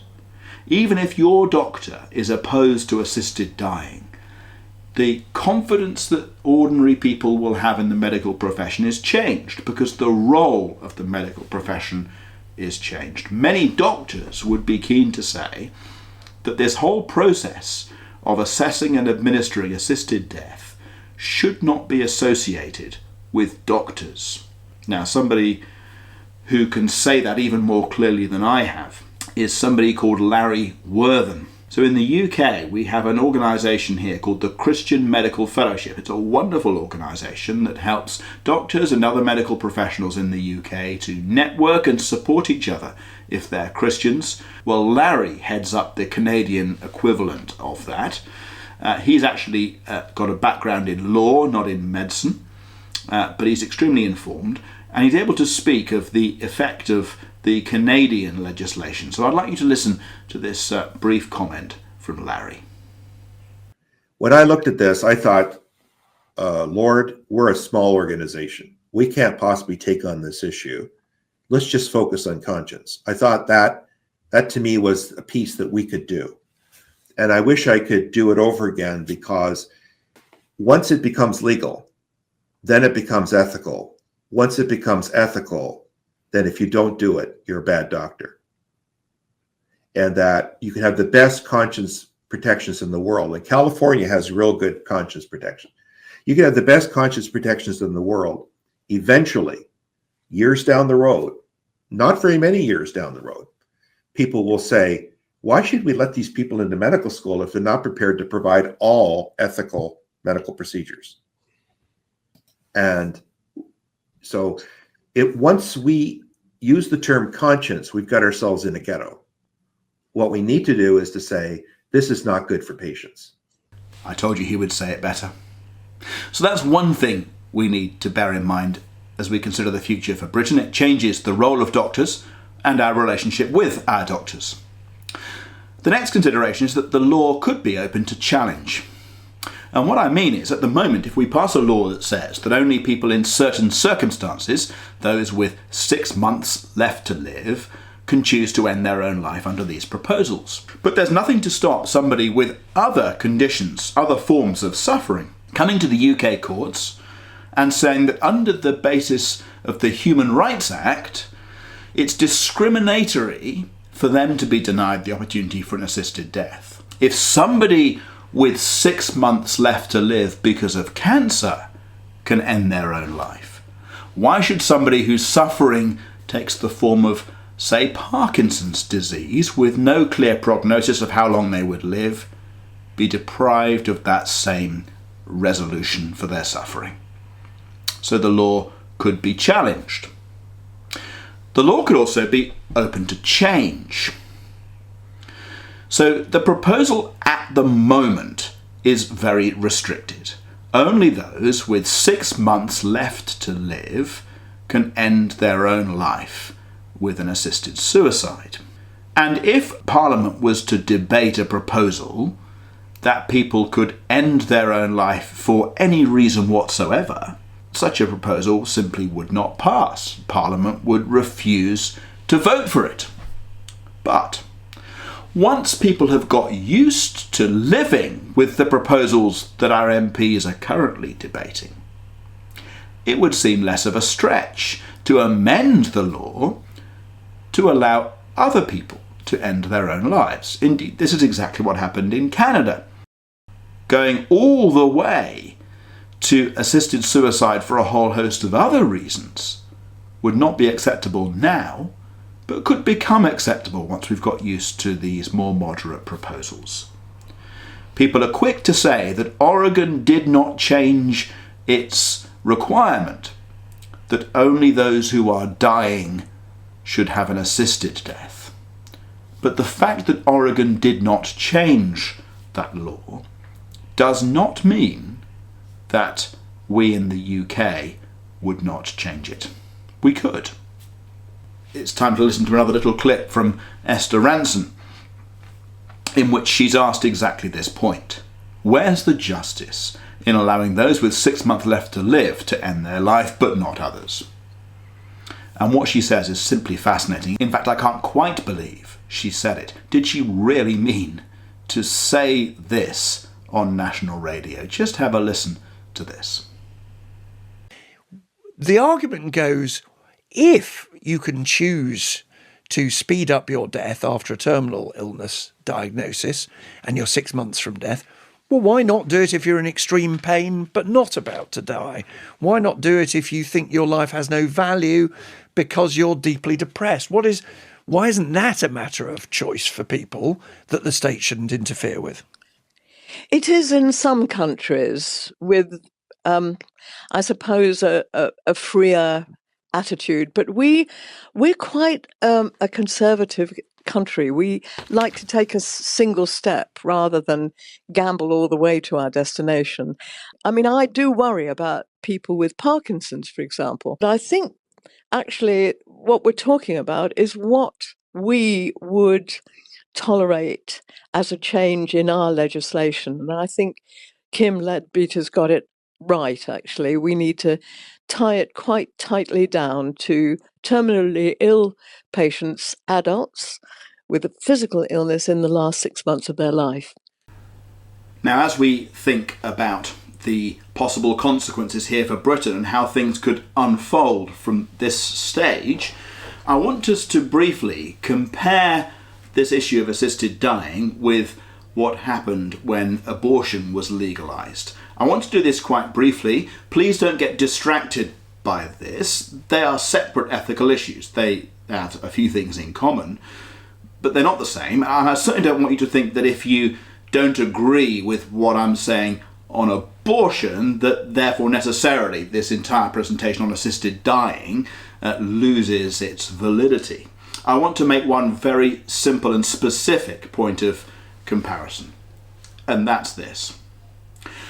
When abortion was legalised in 1967, that was because there were some very specific, hard cases of danger to a pregnant mother's life, where it seems the compassionate thing to do in these complex and hard cases is to offer the opportunity to terminate the pregnancy.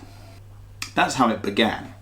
But then what's unfolded is a greater and greater availing of the provision of abortion. So in 1967, there were roughly 27,000 abortions in the United Kingdom. In 2022, 55 years later, there were, round figures, 270,000. It's gone up by a factor of 10. Now, as I said, according to the Abortion Act, which in this regard hasn't changed, a few minor amendments have been made, but nothing of substance to this, there are 4 reasons given where an abortion might be allowed. The law says yes, and in this case you can. A, B, C and D. 98% of abortions today take place because of ground C. And ground C says that continuing the pregnancy would involve risk to the life of the pregnant woman greater than if the pregnancy were terminated. So if the mother's life is more at risk by continuing the pregnancy than by having the abortion, then it's okay. Now that is now the reason given for 98% of abortions. And that's because it's almost always possible to argue that the health of the mother is at greater risk if the pregnancy continues. It's much safer in the Western world than it used to be to give birth, but nevertheless, pregnancy and childbirth is not without its risks. Whereas abortion has become such a common routine to go through that the physiological risks can almost entirely be managed. And so in almost any case, it is more risky to the mother's life to continue the pregnancy through to childbirth than it would be to end the pregnancy. And therefore we've reached a situation in this country where effectively we now have abortion on demand. A law introduced at one point, 1967, to allow compassionate resolutions in really hard cases has turned into something being used 10 times as frequently as was the case back then, pretty much for any and every reason. And that is sobering as we ask what might happen if we open the door at this point to assisted death, as Parliament considers passing a law where certain people, under carefully prescribed conditions, can choose to end their own life. Who knows how common this might be in 50 years' time, and what reasons might be given in the future why ending your own life is acceptable. A slippery slope is not scaremongering. To make this one simple change to our laws now does introduce a change that affects a whole host of things fundamentally, and from which we cannot wind the clock back. Just to remind you where we are in this presentation, we're considering 3 perspectives on the subject of assisted dying. We've thought about the commands of God and the context of people's lives. And then we've been thinking about the consequences of assisted dying. We've thought about the consequences for changing the law. We've looked at Canada and we've looked at Origen, and we've asked what lessons we can draw from those places as to how things could unfold in Britain if we were to change the law in a similar way here. But we also need to consider the consequences for the people involved, the people who could choose to end their lives under the legal provision that is proposed. The important thing to say as we consider the consequences for people is that nobody knows how long they've got left. It's true that the less time someone has left, the more accurate it's possible to be about how long that is, but it is impossible to be sure. And there are many, many stories of people having much longer left to live their life than the doctors had expected. And I know many Christians who are alive today who should not be, according to the prognosis that was given them. Many Christians are given many years to live that the doctors thought impossible, and then are able to use that precious time to the glory of God. Unbelievers, those who are not yet Christians, will go when they die to meet the Lord Jesus as their judge. And if they do not yet trust and follow him, they are not ready to meet him. So how could you possibly shorten that person's life bring forward their appointment with the risen Lord Jesus as their judge. Surely every day longer that they live is a day they have opportunity to use the Lord Jesus and his death on the cross and his resurrection from the dead to make peace with the God they are about to meet. So whether someone's a believer or an unbeliever, extra time is to the glory of God and for their good. The delay in our appointment with the risen Jesus is an opportunity for repentance and new life. One friend of mine, a man called Jeremy Marshall, used to live about a mile from a previous house we lived in. In 2016, Jeremy was told that he had a particular rare form of cancer that had come back, having previously been thought to be eradicated, and he was given 18 months to live. He eventually died on the 13th of July, 2024. 8 years later. And Jeremy used those 8 years to speak evangelistically at many gatherings, including to all the fans at a football match at Watford Football Club that he had been a lifetime season ticket holder of, and he was invited to speak at half-time of his personal story and what he would like to say about the fact that he was still alive in spite of having this cancer. Spoken at many churches at evangelistic events. At any given time, he was reading the Bible, John's Gospel, 1-to-1 with between 20 and 30 unbelieving friends, meeting up with each of them every 2 weeks to look at a bit of John's Gospel together. He discovered that there was a bank called Kingdom Bank that was largely in disuse and was in danger of losing its banking license, but that he and a few friends were able to buy out and rescue and revitalise, launching it as a banking facility that would enable Christian ministries to invest and access loans to finance their ministry. Jeremy drew on his leadership experience in the banking sector and in other areas of life to serve as a trustee for many Christian charities, and to mentor many up-and-coming Christian leaders who valued his input as they sought wisdom and guidance to be of use to the Lord in their life on earth. Those extra 8 years that the Lord gave Jeremy were used mightily. So who knows how long we've got and what we can do with the time that we have. We've covered a lot of ground together. Let me summarise what we've been saying. In 1961, suicide was decriminalised, but helping somebody to end their own life remained a criminal offence. What's before Parliament now is a proposal to decriminalise doctors helping somebody else to end their own life by prescribing for them the medication to do so. They're only able to do so under very specific conditions.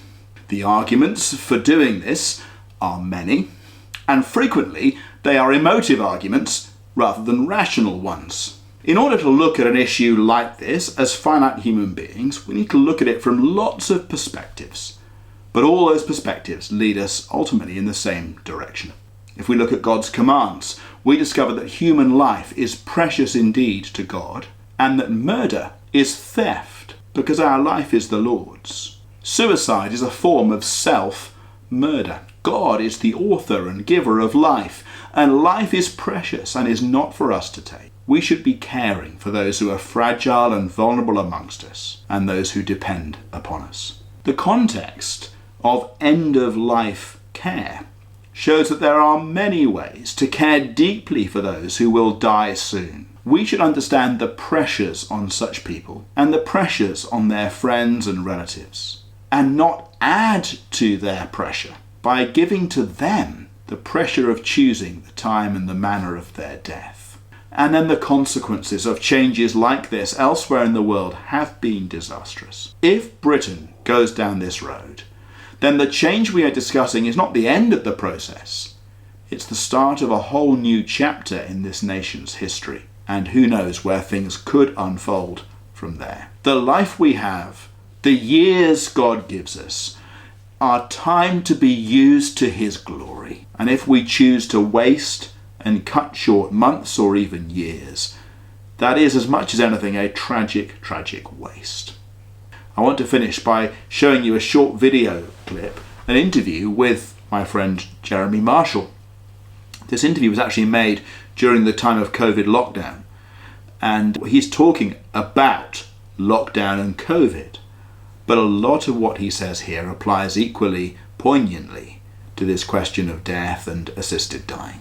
Jeremy, in the past year, you've actually spoken probably over 100 churches at evangelistic events, sharing your faith with non-Christians. And during that, you've obviously had opportunity to kind of take the temperature, get the feel of where churches are at. It'd be very helpful to kind of get your flavour and your thoughts on that, where you feel the churches are at in this regard. So we'll come back to churches in a minute, but friends, this is the greatest hour for evangelism in our lifetime. We have never had such an amazing opportunity because people are preoccupied with three topics that are right up the Christian street, right? Death, suffering, and bereavement. And we have something amazing to offer, which is hope in the face of death. Now, I can speak personally about that because, I should be dead. That's what I was told 5 years ago by the oncologist. But as you can see, I'm still alive. I'm not cured. I'm like a walking one-man medical disaster. But for all of us, our friends are looking for answers, I believe. And I believe many people who never paid attention to the things of life, eternity, they're open. So I really think what we've got to offer, friends, hope in the face of death, the Lord Jesus Christ, right? This is my favorite quote from the Bible, of course. Jesus holds the keys of death and hell. People are uncertain, people are afraid, and we have a Savior who's conquered death. So, Trevor, it's the greatest gospel opportunity we've ever had, and I think it will continue, at least for a period of time, even after lockdown lifts. This is going to shape people, and a lot of people who are, I spend a lot of time with business people, right? People who are preoccupied with making money. It's shaken them. So we have a wonderful gospel opportunity at the moment. The fact that there is a demand for assisted death, the fact this conversation is going on, just shows how much people who live in Britain today need to hear about the hope, the life, and the joy that the Lord Jesus came to give. Jesus came that we might have life and have it to the full. So we need to see both the threat that is posed by what's being proposed for the law here, but we also need to see that there is a wonderful opportunity before us. People are talking and thinking and concerned about life and death in a way that they have not been before. Traditionally, death is the one subject you don't speak of, but suddenly it's become a national conversation. And as Christians, we have something wonderful to inject into the conversation at that point. We can offer people hope in the face of death.